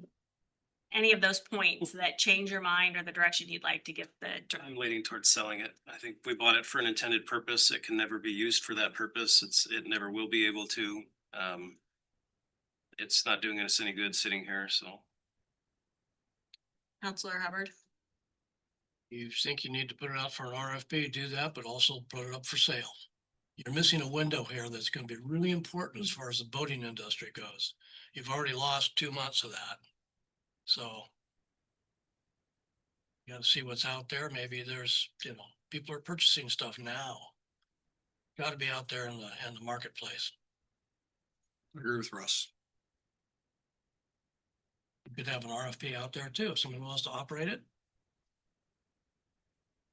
Subject to sale. Can you circle back on the $500 application fee to get that moving for somebody that would be more interested? Would that make it more enticing for somebody to buy if we already start that process? Can both of you chime in on that?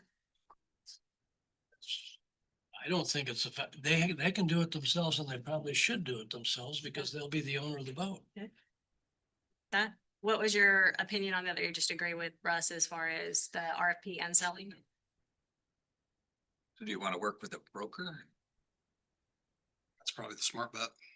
Well, do What kind we of commission do they take for a broker? typically 10%, isn't it? I believe that's right. Yeah. Do you have any idea at all the value? We paid like what, 230,000 for this thing? What? I know I can't say it without laughing, but what do you think this thing potentially is worth? Any idea? I'm gonna let, I know several brokers and one that would be really good for this. Okay. Yeah, that's why I thought he might know off the top of his head. I don't think he wants to speculate. Okay, so can we move this up to council tonight to make a decision on? Should we make a motion on what we're gonna do here as far as selling and putting an RFP out, or go vote on that tonight? And we have three, I see this as three things, whether or not to continue on with the $500 fee, to do an RFP, sell the boat at the same time, or one or the other. It's like, there's options there. Or can we just give a general consensus? But we have to declare it surplus property first. Right, I think you would give direction to John to declare the boat surplus property, and he would bring that back to the city council through with a public hearing on declaring surplus property. Even if we're gonna do an RFP though at the same time? If you're also doing an RFP, you could give him direction to prepare both of those things. If there's consensus to do that, you can give him direction, and then he will come back. Lease it. The city with. See what's just more enticing. Fire goes to the highest bidder, okay? Or the sell goes to the highest bidder. We don't want control over it. I don't know. I don't know why. I don't know. So just so I understand, an RFP is you're basically requesting proposals for people to come operate the boat and pay the city or have control or license the boat. Yes, And it would be under city ownership, but a license with a private operator. kind of like Sand Island. Right, so it'd be kind of like a Sand Island situation. It's a license for a piece of property. Yeah, and that- Operating a property. Yeah, and I think it comes back from, because we had business owners talking about, the tourism down here, and that still could be beneficial to potentially use that. Just don't. We don't want to be in the business of operating it ourselves. That's what the crux is. And our tourism contractor doesn't want to do it at this point. And so with an RFP, the city is saying that they want to still own the property and have any liability related to the property. But maybe there is some, a good business arrangement that could be made. Right, and it also retains the boat for the city, for city use. Okay, so, Does that make sense? um, And I personally, I would just sell it, but just for the fact that we've had business owners passionately talk that. is there consensus from city council for John to develop an RFP? To see if there's interest to operate the boat? Sorry, I thought that was John. What do you think, John? I think it makes a lot of sense to get the boat licensed. With a little bit of cost, what was expensive. marketable. $500 in the scope of what we've gone through to try to get it as far as we have is nominal.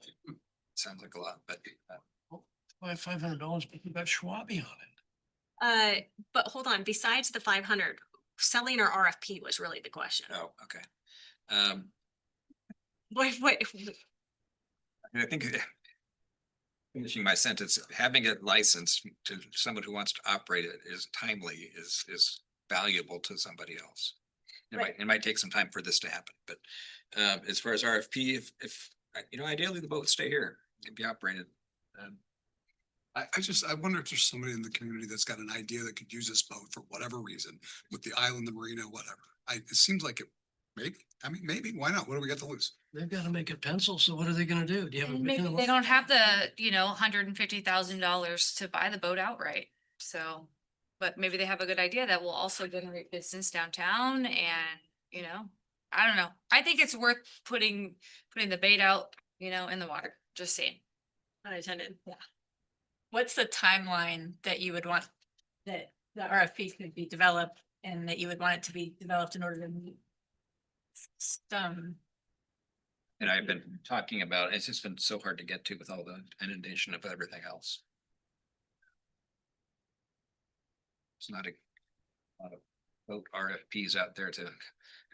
So should we put it up for sale? And then if it happens to sell before you guys can get to it, then that kind of. I mean, to Counselor Hubbard's point is that we're gonna be sitting on it for a long period of time if this is. Boating season. We've already been sitting on It's it. gonna be September before this thing's licensed, so. I think we're beyond licensing. They're not doing that, John. I think that For anybody to use it. it feels like. Oh, But I think But that that's not our fault. non-commercially. I don't think that that's what we're concerned with. That would be up to them to do, Yep. right? So I think the consensus with council, if I've heard, is we're not interested in working on licensing it. The $500, like I think that, is that what I'm hearing from council? We're not interested in licensing it? Nope. No, in fact, okay. I'm just thinking about selling it because I don't want to talk about it anymore. Just sell it. So that sounds like that's the direction, John, on no passing go on the $500. That sounds like that's done. Then the question that we have to hammer out is, I think I'm hearing from council that we want to put it up for sale. And then if an RFP can be done or when it's done, if the boat has not sold, then we can consider an RFP. Does that sound reasonable? Because then we're actively trying to sell it. If they can, they'll get to the RFP when they can with the staffing shortages and then. So then we would. Give direction to have John declare it surplus property. Right? Also declares it surplus property, but yeah. Can you, at any point, Ashley, I don't know this answer, can you, if you have property and you've declared it surplus property, can you walk that back through any type of judicial proceeding where, or like, Yes, the And- city does not have to sell surplus property. If it declares it surplus, it can retain the property and not sell it. okay, It has to sell surplus. It has to be declared surplus in order to sell it. Okay. But it's not obligated to sell. so we could, The council could do that as soon as tonight if they want to do it there. They could do what? Declare the boat surplus. No, they could not. There's a public hearing process for declaring the property surplus. So they can give you direction to proceed with that process of declaring the personal property surplus. is that what we're getting? Normally do that. We do it for property, but not for like vehicles. We've never done a public hearing. We've just put it on there as a consent agenda for approval. And then we list it off, Okay, which does allow for public comment because it's on the agenda of the meeting, but. I'd like to make sure we're doing. I think that because it's not on the agenda as of now. No, You wouldn't do yeah. it at today's meeting. Okay. That's, Can we just double check too, to make sure that we're like doing that, like correctly on the, whether, I don't know if there's a monetary threshold or something like that, that we, I don't know. Yes, So and I don't know. Doing it legally, I don't want a dirty dirt situation or anything like that.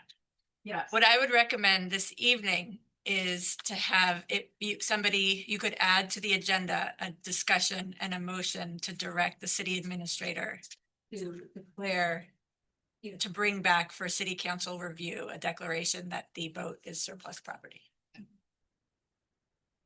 We could say we'd like to sell the boat. And then can we also, in a different motion at the same time, also direct, to work on the RFP? So that way that's being actively pursued. And if staff can get to it, then we can actually put out for RFP as well. Yes, you can Is that prepare motion? 2 separate agenda items with 2 separate directions that proceed simultaneously. How much work goes into putting out an RFP? Just curious. How much staff time?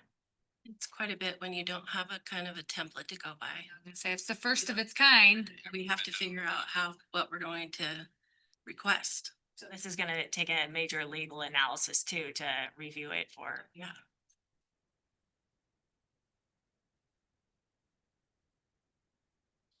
okay. Sounds like we have some stuff for the agenda tonight. Okay, anything else with that? Not related to the boat. Okay, On a lighter note, tomorrow in this room, we have the board meeting from the Oregon Recreation and Parks Department. Offered to host one of their meetings here, and then we'll do a tour, and they'll have lunch in downtown. And they were one of the ones that gave us an award for waterfront redevelopment project, so. oh, very cool.